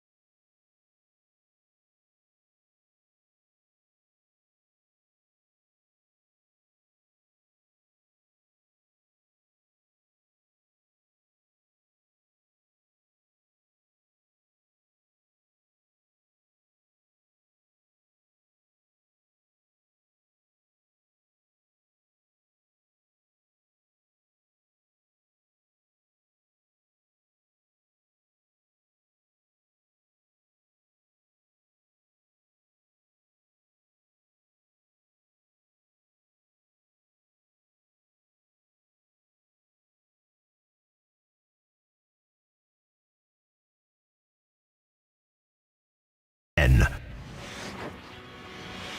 All right, you hear that music? You know it's Oh, time yeah. for the college football corner, y'all. It's time. We got more bowl games today, so I actually made a mistake yesterday. The bowl game I said was yesterday is actually today. Even more hype. It's the roofclaim.com Boca Raton Bowl between USF and Syracuse. So, lovely game. If you want to get some action on that, you should check that out. It's in Boca Raton, Florida, and it's at 5 p.m. Pacific time. But, so that's great. That's bowl game today. Just so you know, Yeah. AK puts big money on Of this game. course. Isn't this tradition, AK, for you? Oh, Yeah. yeah. Boca Raton Bowl. The roofclaim.com Boca Raton Bowl is your bowl game every year. Del Boca Vista. And again, so after every bowl game, they usually have a Gatorade full of whatever that sponsor is. So it's Cheez-Its, it's coffee, it's whatever. Do they drop a roof on these people? I don't really know what the roofclaim.com bowl would do after the winning. But another bowl game news. Mac Brown, who is the coach of UNC, talked about how NC State's coach had some harsh words for his team after they played. So I'm going to play it right now. This is Mac Brown. In our last ball game with a rival school, after the game, the head coach of that school called our players a piece of shit, and I apologize for that language. But I've never heard something like that before, and I'm disappointed. I thought it was classless. It's not true. Number one, we didn't play well in the game. We didn't coach well in the game. It's been very well documented, and I got that. But you don't call kids a piece of shit. I've addressed it with our team. I apologize to them. These kids are one of the top academic groups in America. They got an award for AFCA's top 13. They've won a Coastal Division. They've won a bunch of games. They've been to an Orange Bowl, been to 5 straight bowls. They represent us well. And from me speaking for them and their parents, they really didn't appreciate being called a piece of shit. Never heard that before. All right, so that's Mac Brown talking about NC State. And also, okay, one thing too. If you're NC State, you can't be saying this. You can't be saying this regardless. If you're talking about kids playing football, you should not be talking about this. But especially if you're NC State, you don't have legs to stand on in order to say that about other people. So I just had that popped up in my ESPN feed, and I needed to talk about it. So my college football corner and all the coverage of bowl season on 710 is powered by Valvoline Instant Oil Change, home with a 15-minute drive-through oil change. Visit SoCal Oil Change for locations and to score game-winning coupons today. There you have it. Thank you, Yep. thank you, Emily. There, yeah, it's kind of. I think we're all waiting for the big games, but any of these games on in the background, yeah, I'm fine with it. Right? It's not. It's free football. It's there Yeah. for fun. It sometimes can have It's not free exciting for me. I content. got $5,000 on the game. Okay, yes, you're sweating it out. Sweating out for your kiddos. But, yeah. Okay. Kiddo. Oh, sorry, kiddo, singular. I thought I was Okay. including your dog. Okay, so, but yesterday was also, or this week is ongoing, kind of its early signing period for college football of these kids that coming out of college that can go sign places. And USC was not terrible in this opening period, but did not have as many big head-changing moves being made with these kids. So I'm gonna read a quote here, and that's a good setup because I think it's interesting, AK, and you're somebody that went to USC. You're somebody that is invested in wanting to see the program do well. I think everybody was very excited when Lincoln Riley was announced head coach of the University of Southern California. It's like, oh, wow, they're back. And I'm going to read a quote here, but I also just want to get your thoughts of the state of the program and how you feel over these next couple of years, where you think it's going to go. So Lincoln Riley was asked a question about recruiting some of these unbelievable athletes in Southern California, California just in general. He said, people have to realize we're not in the Pac-12 anymore. Those days are over. Look where we're playing. Look at the competition that we're playing. Look where the majority of our conference lies. And that, along with there's just a lot of changes in college football in general. No state of players is just staying home like they used to. And I get what he's saying. What he's starting to say is that college football is not regional anymore. It's not just hey, just try to find people in your backyard. Now, I would argue that, and I don't believe this is the case, and I hope for SC fans that this is not the case, if Lincoln Riley is not turning every rock in Southern California and making sure that these 4-star and 5-star athletes aren't at least looking at USC, I would tell you that there's a mistake because there are so many great athletes here in Southern California. But I think overall, I don't know if this is the right perception to have, but it's my perception of Lincoln Riley, especially this season. I think there's a lot of excuses that have come from Riley. That there's a lot of, well, if this just would have went that way and this would have, we were two plays away. We're 2 plays away. We're playing in the best conference in all of college football. That I feel like, and I don't know if this is an excuse talking about what they've got, what they haven't got, but what's your view on not just this quote, but I think what your expectations were and where the program is sitting right now? Well, when I look at the full quote, I don't think this was an excuse from Lincoln Riley at all. I think it was an explanation as to why future teams may not be so California-centric, or specifically Southern California-centric in terms of recruiting the players. Like, if anything, it sounds like he's saying, without coming out and saying it, I think they put too much emphasis on California and Southern California, and I think we need to do more of a job of recruiting outside of California.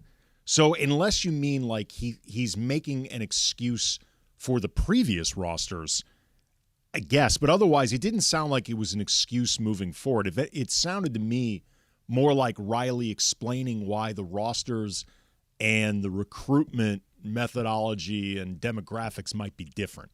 That's the way I read it. That being said, I have wondered before, like when USC got Lincoln Riley, it was a big deal, in part because there was this perception that Lincoln Riley was this incredible coach and, an offensive mastermind, quarterback guru, whisperer, all that stuff. But also, too, there was this sense of, holy bleep, USC got him? Like, USC had been in such a down period that even though it's USC, like, there had been a lot of pessimism, like the idea that USC would be able to get a coach of Lincoln Riley's status at that point.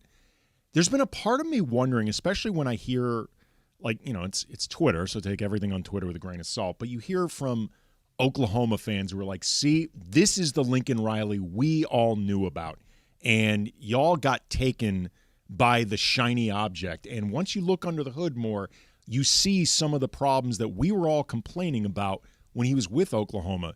There's a part of me that has wondered, did USC get so excited just at the prospect of being able to get this guy, like that USC still meant enough, that it had the prestige to get a Lincoln Riley, that maybe they got a little too excited at the prospect of committing, 10 years to him? Yeah, his defenses have always been terrible. So he's always had great quarterback play. He's always had great offenses. That's not something anyone has ever complained about with Lincoln Riley, but he has always had a very tight ship here and at Oklahoma. He's always been very, not like combative, but is it really opening up? He's definitely been combative here. But to the media, where he wants to, not explain too much, to be a little defensive to the media at any loss, and he tends to just, again, Oklahoma fans say this, but he runs at the first sign of adversity. His first bad season, and then also moving to the SEC for Oklahoma, he ran to USC's arms. Well, I would say this, AK. I mean, listen, his personality is his personality, and if that's if he's going to have. He wants to control everything that comes out of the school and that comes out of the football. That stuff, all right, everybody's going to have. That's most coaches, to be honest. I was going to say, everybody can have their opinion on that. Where my biggest issue with Lincoln Riley this year is when he was trying to sell that, hey, we're a play or two away from still being undefeated or being in that Pac-12 championship. I know they lost 5 of their last 6 games.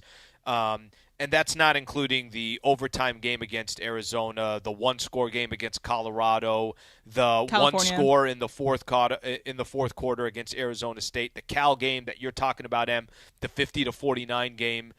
Ultimately, you could kind of say whatever you want if you're winning. And I'm not saying that it's okay, but typically if you're winning, you could get away with a lot more. And I think that's my main question for you, AK, is do you see that a year from now, the conversation we're going to be having about Lincoln Riley is more along the lines of, Okay, hey, he's got this program where it needs to be. It's going to be his third year next year. And I think now you're getting to a point where you're asking yourself, is it heading in the right direction or no? And I'm just curious for you as an SC fan if you feel confident about where it's going. I mean, honestly, it's hard to read the tea leaves in college football in general now because everybody transfers so quick. Right. It's hard to know exactly where your team stands year to year. And I'll be honest, I'm not somebody who follows college football close enough that I really know how to evaluate, recruiting class and stuff like that. I have no idea. But the thing I will say is, A, they regressed this year from last year. Whatever reasons you want to give, bottom line is they did. They were not as good this year as they were last year. And then, if you look at the issue with the defense, which has been something that's gone on with Lincoln Riley his entire career, but specific with SC, the way he would handle these press conferences, when people would ask him about the defense, and he would treat everybody asking these questions like they were a bunch of idiots who can't understand football and the little intricacies that would explain why giving up 54 points, really the defense is fine. It's your untrained eye that doesn't understand what's going on. I wish I don't cover you the finally get it. You finally understand. Right. I wish somebody had just asked him, okay, fine, explain this to me like you have two trained eyes and I'm a 6-year-old. Just what's going on that's really good with this defense that we aren't seeing? That you are. Just explain it. Even last year was kind of fool's gold almost because their schedule was so light. The only good team that they really played was Utah, and they lost them twice. And they had a lot of turnover luck last year. Their defense maybe didn't give up as many points in every single game, but they got turnover luck because getting a lot of turnovers is almost entirely luck. But I'm okay to give him credit for that. His first year, I was like, wow, okay, hey, they're in the Pac-12 championship. But as soon as he started playing good teams, he lost all of those teams. And then I was going to say that, and then I'm also willing to take a lot of credit away from him because of the year that he just had. Look, if he didn't have Caleb Williams this year, the team would have been lousy. They would have been just flat out lousy. Mm-hmm. And look, you could say that a lot of coaches with this talent, their team wouldn't have been good either, and that's not necessarily a Lincoln Riley thing. What matters is how's Lincoln Riley going to go about trying to fix it, and is he willing to concede the things that aren't his strengths? When Sean McVay first took over the Rams, one of the things that really impressed me about him, being a first-time, really young head coach that, if we're being honest, is kind of a nepo baby. He grew up in football. Yep. So that makes it easy for him to be dismissed. He got a lot of opportunities because of the McVay last name, and that's fine. But somebody like him could have been really defensive about the staff that you build. And you put a lot of other people around you that don't have the slightest chance of ever taking your job because you're insecure. He put good people around him that easily could have been the guys taking over if he's on the hot seat. Guys that would have been natural considerations to do that. McVay was secure enough to say, I want to be in the best position to win.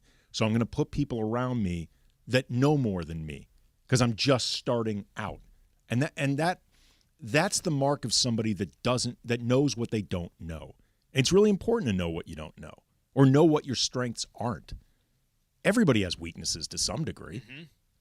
All right, let's do this. I know we got a couple callers that want to talk on Lincoln Riley, so we'll do that coming up next. Plus, Rams got a game coming up against the Saints. And that's at 5:15 Thursday Night Football on their own. And the Rams got a great chance to put themselves a little bit closer to a playoff spot. We'll do all that coming up next. Stay right here. This is the Travis and Sliwa Show. Andy Kamenitsky in the house, 710 ESPN. Okay, don't miss the 2023 Subaru Share the Love event, which is happening right now through January 2nd. After this 16th year of sharing the love, Subaru will have donated over $285 million to charity. Visit my good friends over at Sierra Subaru of Monrovia as they are proudly supporting Foothill Unity Center and the Pablo Foundation during the Subaru Share the Love event. By the way, this is not something that's going on just because it's the holidays. This is what Sierra Subaru of Monrovia and Subaru as a whole does. Every single month, they're finding different ways to help out with local organizations. I've personally been a part of toy drives, Boys and Girls Club. I love what they do, and I love what their purpose is within the community. To learn more and to get more information, just go to the website, SierraSubaru.com for more info or visit them just off the 210 and 605 freeway. Again, the website, SierraSubaru.com. Big news, Laker fans. John Ireland here. You can now stream every Lakers game on the ESPN LA app. Don't miss a second of the action with Michael Thompson and I on the call. Plus, all your live and local Lakers talk every day in the palm of your hand. You're one tap away from everything Lakers. You could even win Lakers tickets. Download the ESPN LA app and bam! Download the ESPN LA app at the App Store and Google Play.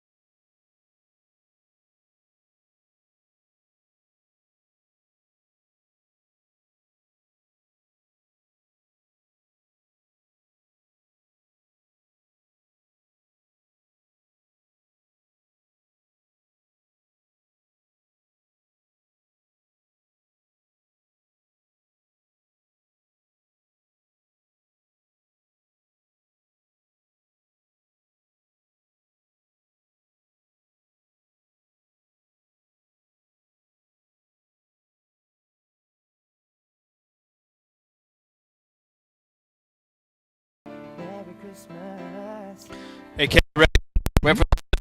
Yep. Yeah? Yes, I am. I just got one more stop. One more quick stop to the mall with everybody else tomorrow. Are you one of those that tries to find parking, or you just park as far as possible and then just walk? I'm more than happy to walk. Like there's a couple secret spots I have for malls that I'm not going to say where they are In the because I back? don't want to give them away. No. I mean that it's great parking not in the garage. Got it. I'm not going to say which malls, and I'm not going to say where because I want to keep them. I could but see they're you really parking. I could see you parking across the street, like at a Valvoline or like a liquor store, and then just telling whoever that owner is of that place, like, listen, I'm parking here and no one's towing me, and then I just see you walking across the street. I mean, they know who I am. Oh. I get it. They're not messing with my I mean, car. you have a YouTube component. I do have a YouTube. He does have a component. YouTube component. That part is true. Okay, let's take a quick call here. We're talking about SC and Lincoln Riley. George in L.A. wants to weigh in. What's going on, George? Hey, guys. Thanks for taking my call. Just real quick, I just feel like aside from what you guys are pointing out about defense and him questioning the reporters and everyone's common sense, I think this is going to exacerbate the problems going into the Big Ten. I think USC identity is going to take a real hit here. And I say this as a Trojan alum in that, on the West Coast, we had it made. We had this aura about us. And, we could talk about our alumni and our Heismans and all that. But, Ohio State and Michigan, they have their own too. And it feels like we're just going to be one of several in the conference now. And I don't know that with Lincoln Riley as head coach and the way he does things, unless there's some drastic change, I see us as like one of the middle, contenders in that conference. I'd like to get your take on that. Well, George, appreciate you calling in. AK, I will say this. There is at no point, talk about going into a conference, talking about they were average against the below-average teams in the Pac-12 this year. We're talking about the Cal game. We're talking about there are a lot of games that they could have lost. What happens when now you start going to a region of the country where literally college football is everything? This is it. It means so much. And I'm not even talking about, I know Ohio State's going to be great. I know Michigan's going to be great. I know Penn State's always going to be incredibly competitive. But those other schools, and I'm not trying to make it sound like it's the SEC, but it does mean so much to them. It is going to be an interesting transition for USC, and not just USC. I think look at UCLA and how they're going to be competing in this conference. I think it's fascinating to see what it's going to look like. Well, to go back to George's original point, like things Lincoln Riley will or will not be willing to change, it's going to be hard to get the school to make him change a lot of things if he really doesn't want to, because they're under contract with him, I assume guaranteed money, for a long time. Like Lincoln Riley has a lot of security, whether you're talking about job security, financial security, or both. Or literally the security in his home that he has. I was going to say, such a beautiful home. He's got like probably. a Tony Stark manner. Like he's not worrying about anything. Yeah. They eventually, I think there was pressure that eventually led to firing the DC and hiring somebody new. And look, if you want to be optimistic about this with Lincoln Riley, it seems like he is pretty aggressively looking to upgrade the staff around him defensively heading into next season. What a concept. Well, did it take too long? Sure. No, but I know what you're saying. But if he did it, he did it. You know what I mean? Like eventually, if he did it, he did it. And truth be told, this may not have been a roster defensively good enough that you could have been in the national championship, truly in that conversation. Maybe the talent wasn't entirely there, but certainly the schemes and the coaching weren't there either. Well, and listen, ultimately they're going to get into that conference, and we're going to find out, and we'll start seeing if SC is in a couple years from now, and I know that's not there's no predicting it, but if you'd have told me that in their first year they were going to have as much success as they did, and then their second year they were going to definitely take a major step back, that's a little bit surprising. I think what you said about how quickly it could change now in college football because of the portal, because guys are literally moving like free agents, but AK, not even free agents.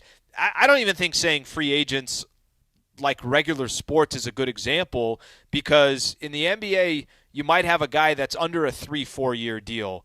Right now in college football, these guys can leave at any moment, and how much money they're being given because of NIL or what the pitch is going to be to get them to come to your school, it can happen overnight.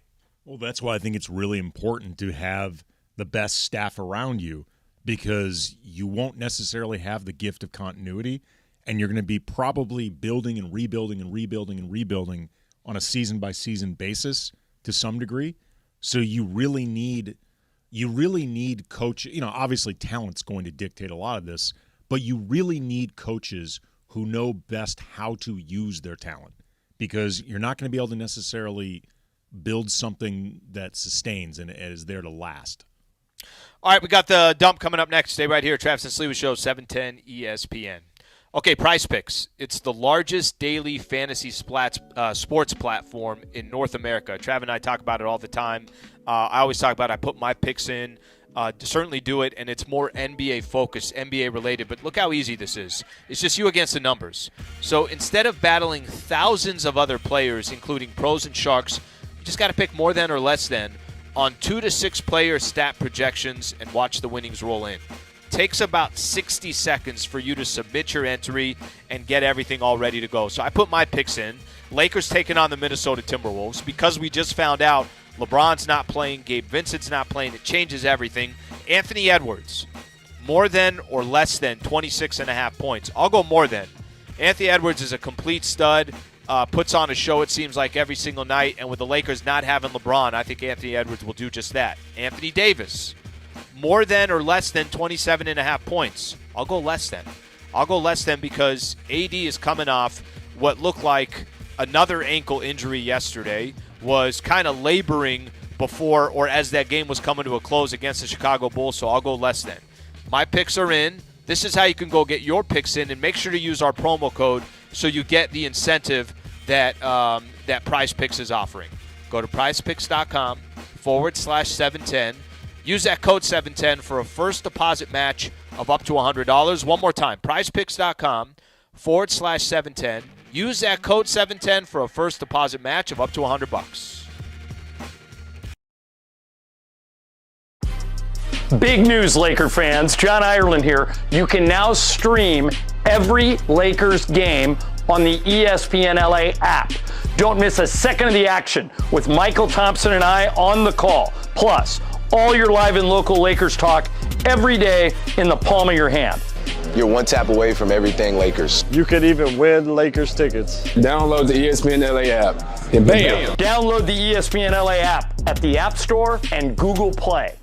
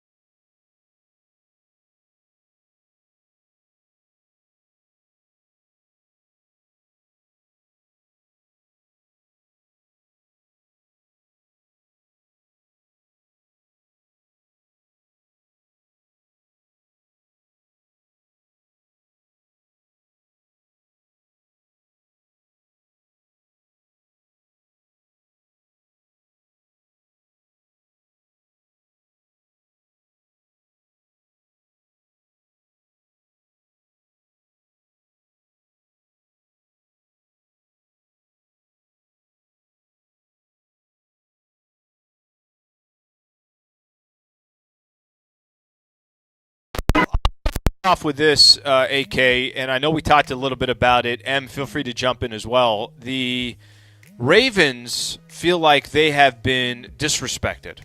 So I want to read out Lamar. He told reporters this on Wednesday. Just a reminder here. The Ravens are playing the 49ers. It's Christmas game, I think. Yeah, it's Christmas Day game. They're both number 1 seeds. Both number 1 seeds, but I don't think that, the 49ers, I think if you ask 10 people right now, who do you think is going to win a Super Bowl, you might get 7 of them saying the 49ers. This is what Lamar said. I don't want them to pick us. He's talking about being I like being the underdog. I believe we play better when we aren't choosing us to win the game. I feel like we play better all the time. So just do it all the way to February. That's all I ask. Is it an extreme? Am I missing something here? The Ravens are 5-point dogs against an unbelievable San Francisco 49ers team. Does that sound crazy to you? Athletes love to have slights, and they often invent slights when the slights don't exist which is the case for the Baltimore Ravens, who are the number one team in the AFC. They will look for things to be upset about to use as motivational fuel. Michael Jordan was famous for this. Brady was known for it. Like, I remember Kobe talking about how, in trying to play up just his work ethic, but also like the idea of his drive and I think the motivations that he would build for himself, that, he was never one of the best athletes in the league. I was like, what the hell are you talking about? Like, you won a dunk contest, my man. Like, Kobe was not even number 8 Kobe. I'm talking about the first few seasons of number 24 Kobe. That dude was a sick athlete. Like, he was an insane athlete. But he would say this sort of stuff because he would look for the edge that's created by the slight. These guys all do it. I was listening to a podcast recently, and it is pretty funny because I think it was DeMarcus Cousins talking about when he would guard Tim Duncan early on. KG had kind of similar quotes. They would try to get to Tim Duncan. They would try to get in his head. They would try to this, try that. And Tim Duncan had a way of just completely dismissing everybody else. But what they were trying to do is motivate themselves, and Tim Duncan would just smile. Like, he wouldn't give them any ammo. Yep. And I think this, Lamar, the reason why I'm using that as an example, I think you're right, that here you are, the Baltimore Ravens, probably should have lost to the Rams. I know are trying to fight for the top seed in the AFC. If they can find a way to motivate themselves, they're trying to do it, but I don't think it's any disrespect or shade to the Baltimore Ravens. First off, somebody has to be a favorite in every game. Sure. And the San Francisco 49ers are a pretty damn good team to be playing at home and being a favorite. Ravens are a pretty good team, too. So I think that, honestly, the best line might have been 3 because you get 3 points to the home team and essentially a pickup, because I think that's what this game is going to end up being. Lamar Jackson has only lost 1 game against an NFC team in his career. So let's just put that in perspective. He could kick the crap out of the 49ers, maybe, if he wants to, because Lamar Jackson's a very hard person or very hard player to scheme against if you don't see him very often. So the only teams that really own the Ravens or have beat the Ravens on a regular basis with Lamar Jackson have been the AFC North teams. They are the best matchups because they see him twice a year, every year, if he's healthy. And so teams like the 49ers, you think you've seen what Lamar can do, but I don't know if you've seen it as to this extent. So I think that it's going to be a close game. I think it's going to decide the MVP, because if Lamar Jackson balls out against the 49ers with Brock Purdy there, I think that he could end Even though Purdy and Lamar didn't play against each other, and like one has nothing to do with the other. But you see him head to head in terms of like the teams against the teams. This is how it works. Yes, exactly. The quarterback on the best team is always the MVP of the NFL, and I think that it should go to Lamar Jackson. He has way less weapons than Brock Purdy does, and I know that's what Brock Purdy's big downfall is, but Brock Purdy has the numbers, but it doesn't come down to numbers. Can't wait to watch the game. Tell you that much. Whatever the hype behind it, I can't wait to watch the game. On this day in 2012, now, AK, if I'm correct, you were in the background of this video. Gangnam Style becomes the first video to reach 1 billion views. Can you talk about your role on that video? Well, I had to top DeMarco. His appearance with Nelly and Ozzie Smith. I'm like, we're both, I guess, sort of we're St. Louis figures, me and DeMarco. I said, what better way to one-up this than being a part of Gangnam Style? Okay, have you ever watched, and Laura, you can chime in, Em, you can chime in. Have you guys ever watched, and I don't know if it's this video that got probably not, but one of his live videos for this song, and he like shoots from, the stage is set up to where they can kind of shoot him up to where he literally shoots up to the stage, and then this song starts right away, and the crowd is just going absolutely bananas. I don't know if you guys have ever seen it, but that freaking song, A, will never get out of your head once it starts playing, and B, was so unbelievably popular. 1 billion views. I didn't even know that was a number that could be hit. Well, it can. And there's a lot of people in the world. There's a lot of people to watch this stuff. But it's just one of those things where, something from overseas just catches fire here, and I think that also boosts things a lot. How many of you try to do the dance? Never. Really? No. I try. I do it every morning. You wake up, you get out of bed, you stretch your arms, stuff. Every morning. On the Peloton, Alex Yep. Tucson. Got to have the Gangnam Style. And it's not on. like Psy is a one-hit wonder. Psy is very famous in Korea, but it's just, it's Here. not. Yeah, here he probably is just known for Gangnam Style. Help me out with this. This is the first time I'm seeing this. A.J. Brown says the NFL should get rid of Monday Night Football.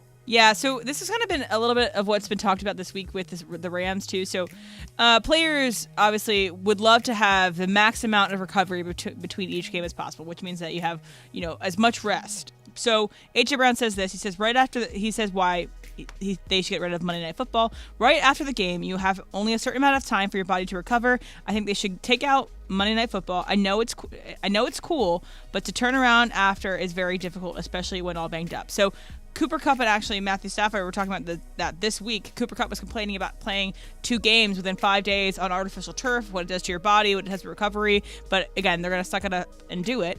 But I think that Travis likes to say that we're going to get football on every night of the week, which I think if we're talking every night but one, I think, right? Like it's Wednesday or something like that. I think he said Friday because people don't watch sports on Friday or don't watch TV on Friday. Yeah. But I think that they're going to bump up against player health and safety with that, because I think that they had in the past this amount of time, and that you're going to have more injuries, and we don't want that in the NFL. Yeah, I get the concept of it. I don't know about you, AK, but I don't think we're going to be getting less football. I think we're only going to be getting more football, and I don't think there's going to be a solution to that. No, honestly, we should be happy that it's only 4 days a week. Right. Because if the NFL had their way, it would be every single day. Yeah. Right. I mean, I think, and we would consume it. But probably if quarterbacks start going down more often, if players start that's this season exactly, and we're still consuming it. Football can be so lousy, right? And people we still are watch it. addicted to it like a combo of heroin, meth, and whatever. And the difference between the NFL and the NBA is that the NFLPA has so much less power than the NBAPA does. Because if the NFLPA wanted to say we cannot have any less than X amount of rest between games, they could do it. But the NFL and the NFLPA do not have the same amount of power with that. Well, I mean, also too it's such a short shelf life for most players in the league. They want to grab their money while they can. Of course. So in a lot of ways, they're not arguing because it's like, I may only have 3 years to do this. I don't have time to screw around. Right. Like, I'll take whatever the conditions are. It sucks for them, but that's the reality. Because you have to argue, if you're the NFLPA, you have to argue on the behalf of the average NFL player, which is, again, like you said, someone who plays max maybe 5 seasons. You're not arguing on that behalf of the quarterbacks necessarily, who are going to be playing for 15 years. So that's, like you said, that's the issue. AK, how would you feel about this? Julian Edelman tells a story of Michael Jordan gambling on him before the Super Bowl, and that he comes up to him and says, "Hey, kid, I got a bunch of money on you. Don't F it up." And then just go ahead. Go take it from there. It's just Michael Jordan that's basically telling you, I'm betting on you. Do not screw it up. And, yeah, let's go start the game now. I mean, given some of the stories we've heard about Jordan's track record as a gambler, that would make me feel nervous going into the game. Just like, oh, man, Jordan's confident in me? That doesn't feel good. He's not known as necessarily the world's greatest bettor. No, not exactly. Not exactly known for that. Who's in? Anybody in there yet? Mace just walked in. Oh, look at Mace. Look at Mace. Okay, do you take AK? Before I ask Mace, I ask you the question: is Mace I'm gonna keep driving around looking for parking at the mall, or is he parking very far away? It's a good question. What do you think my answer is? I think. First of all, I think Juan does the driving. Well, no, I drive places. No, I too. meant okay. One sometimes does the distance driving. Yeah, The distance driving. But you go to the store. Mace, I'm gonna give you the benefit of the doubt. You park in the back. I always park as far away as I was possible. gonna. That's what I was about to say. Yeah. I picture Mace just grabbing a parking spot and being willing to walk. Because I always pay attention to my steps, and I'm like, okay, I can get some steps this way if I park. Like in the West Garage here, I park as far away from the entrance as possible and do that walk. So I'm always thinking, how do I get steps? How do I get steps? Park far away, and plus it's easier to park far away. In this weather, oh God, brutal. By the way, anytime you go to John, you there too? Yeah, man. Hey, John. Okay, we got John there as well. Yeah, anytime you go to like Costco or you go to the mall, I never understand the people waiting for like front row parking. Yeah. I'm like, just you could have been there. I'm already inside by the time that this person ends up parking. I never understand it. That's great. That's great. Yep, that's great. That's great. Major?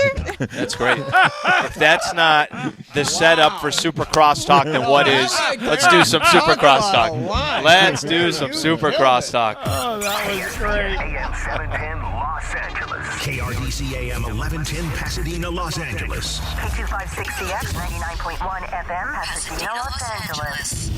It's the greatest segment in LA sports radio history. Oh my God. When the shows come together for magic on the radio. It will only grow stronger. Super Crosstalk. Are we ready for Mason and Ireland to join Travis and Slee? Super Crosstalk begins. Super Crosstalk presented by In-N-Out Burger. In-N-Out. That's what a hamburger is all about. It's time for Super Crosstalk.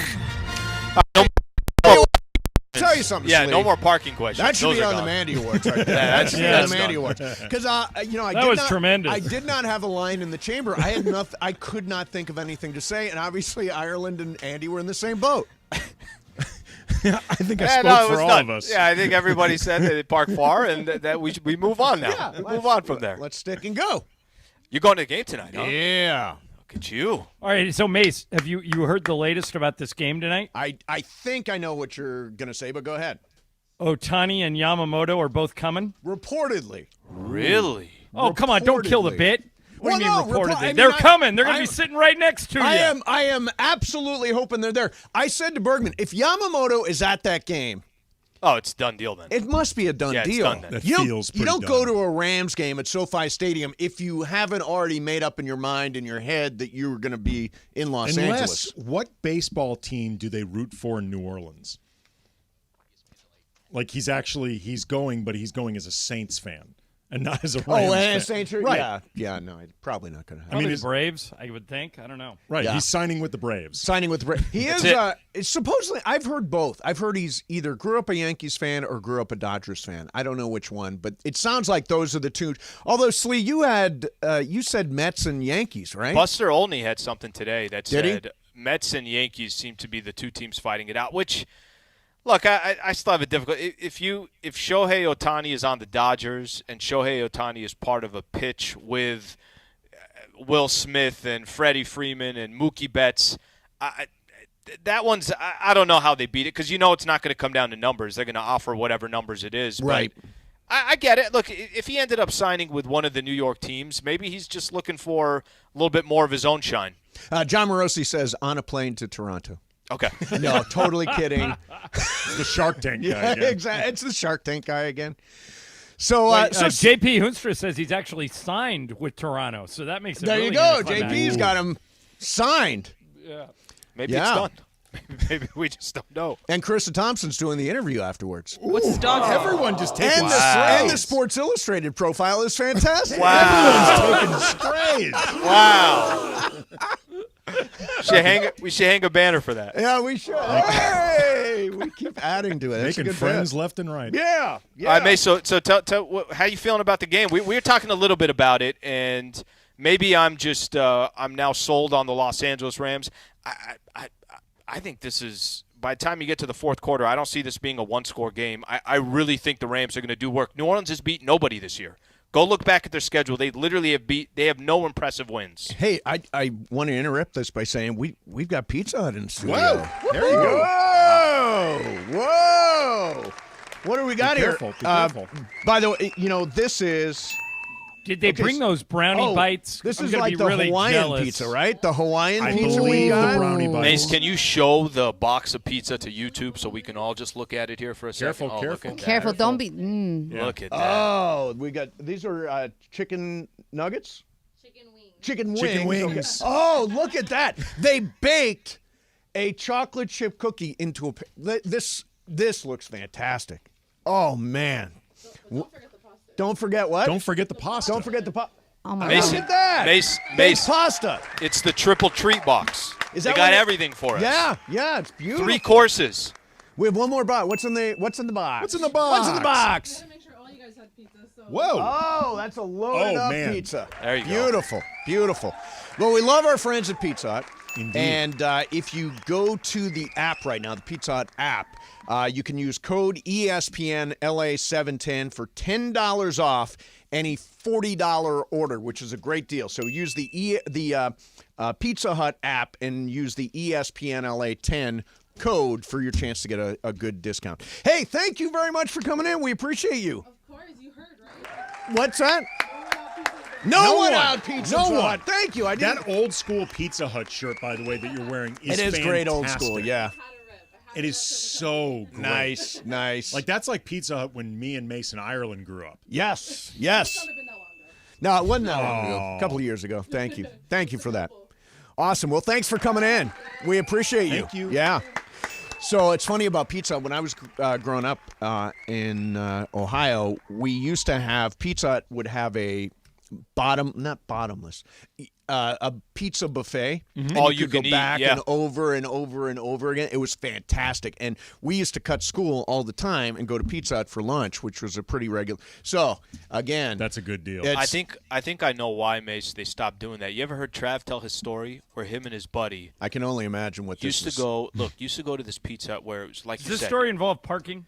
No. It is not. No. It This involves one, they pizza already. but not park. Where did they park? Yeah. Where'd John, they park? they Close or already far parked. away? Close They or far away? Yeah, Yeah, good they question. already parked up to this point. Okay, so you're starting after they parked. After they parked. Got it.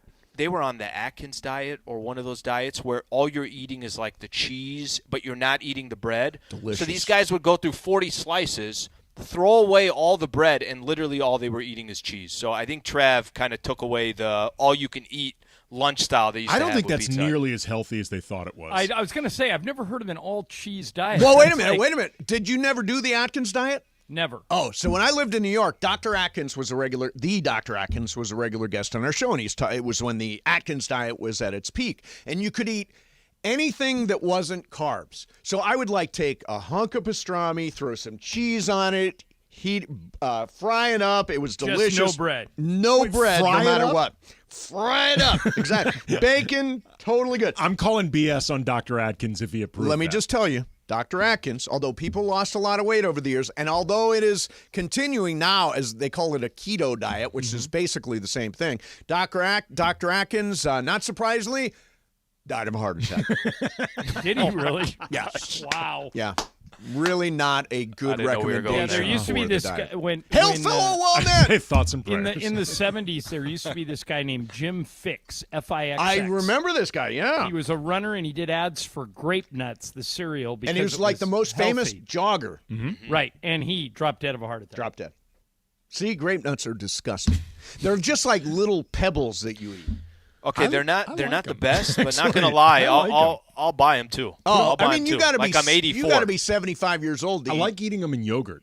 Like you put them in Well, yogurt. they're okay. I kind of get that. Bergman it's good. loves grape nuts. I like them, man. Yeah, they're Yeah. terrible. They're just So like when little we check rocks. into hotels on the road, sometimes they give us these swag bags. Yeah. When we check in, it's just nuts and water and stuff that you would want to have in your hotel room. And for the first time ever, in the swag bags was a small container of Fruity Pebbles, Oh wow! the cereal.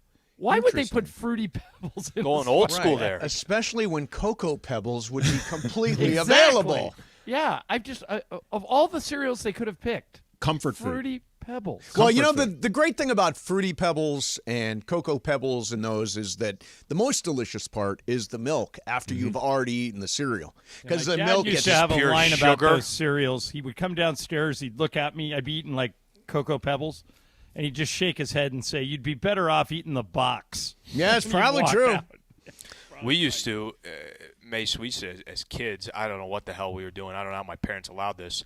You'd have, pick one of the most sugar cereals you could think of. Right. And we would have, we'd be adding teaspoons of sugar Yum. to our cereal. Delicious. The end was just milk and sugar. Milk and there sugar. was nothing left. That's all that was. It's fantastic. That was a great time. I used to still the best cereal. Let's be honest. Is Cinnamon Toast Crunch. Cinnamon Toast I'm Crunch okay with is that. ridiculous. Highly underrated. It is like super high sugar. It is good. They roll each one of those things in sugar. It is all sugar. It is all sugar. It's good, though. Somebody told me that Reese's has got peanut butter cereal today. Have you seen Reese's peanut butter cereal?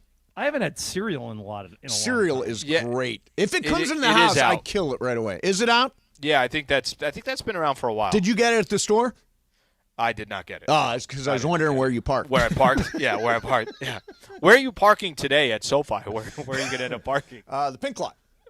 Pink lot. Pink lot, yeah. By the way, if Shohei not going to there, wait for a space up front, I'm going to go to the back. Yeah, go to the back. Get my steps. You don't mind the walk. I don't mind the walk, exactly. If Shohei is there tonight, Yes. can you imagine, John, when he and if he decides to go to a Lakers game, what that would be like? Well, Laker games are weird because he there's a possibility he won't be the biggest star there. You know, you never know who's going to show up at a Laker game. Don't you think he's like one of the biggest stars in the world, and his first visit's going to be a gigantic deal? Well, yeah, but I mean, if he shows up and Jay-Z shows up on the same night, But we've seen Jay-Z. That's at Laker exactly games. what I was going to say.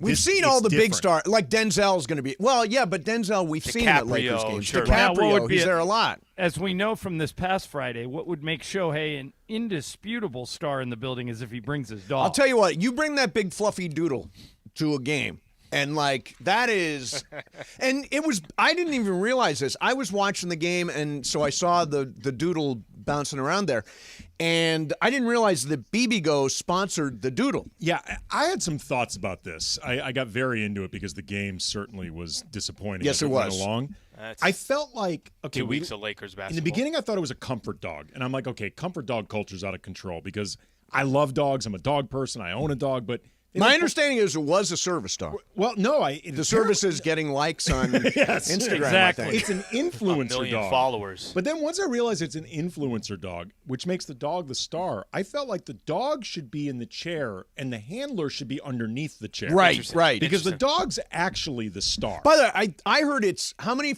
I heard it's 6 million. 1 million. Is it one? I heard it was 6. I heard Beto told me more than that. Because what I heard was, I read a piece today that BBGO got them there in order to get a post on the Doodles Instagram account. Well, I mean, which is valuable. It was a big deal. Yeah, it was a gigantic deal.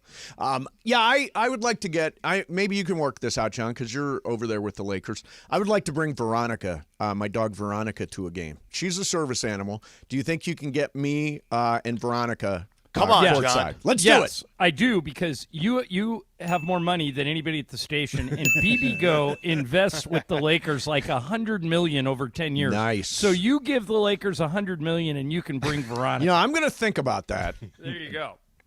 Done. Not happening. No. You know why? Can't figure out where to park.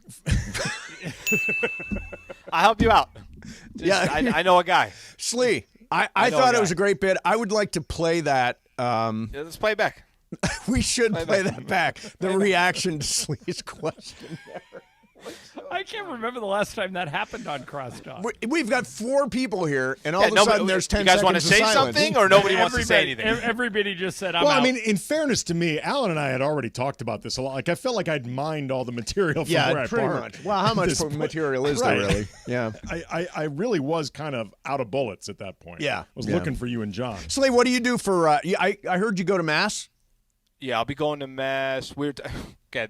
Reason why we're talking about it is because Christmas Mass is always the Mass where absolutely you got to show up so early. The Mass is already longer than it needs to be. I mean, we still got time, but Christmas Eve I will go to Mass, and that's kind of been tradition since I was a kid. I like going to Mass on Christmas Eve. They have a thing called C&E Catholics. You basically show up for Christmas and Easter, and that's it. Easter. And I do like the midnight mass. It's really cool. They do like a 9-minute remix of "Oh Holy Night," and the remix. The priest is totally on his game for Christmas Eve. Like he's saved up all the best material for Christmas Eve. Yeah, he's workshopped it. He's gone around the country. Guys, I hate to interrupt this, but just real quick on the parking situation. Go ahead, Laura. Okay, Laura, what do you got? I never understand the people waiting for like front row parking. Yeah. I'm like, just what's you the deal? Been there. I'm already inside by the time that this person ends up parking. I never understand it. Yep. Yeah. That's good. That's great. I That's got great. nothing. Yep, that's great. That's great. Time for a stager? That's great. Okay. If that's not. Good to see everybody. Thank you all for your time. I actually thought that was Sliwa restarting it again. I didn't realize Hey, yo, that was the remix. you didn't realize that was the tape. You That's thought he why actually I went spoke. into the bid. I thought Alan That was was trying to salvage it by just, let me bring up the No, part there's where no he- salvaging that. That Three cannot other be people saved. with me, nobody there to help me out. Super nobody. Crosstalk is brought to you by Drowning. In-N-Out.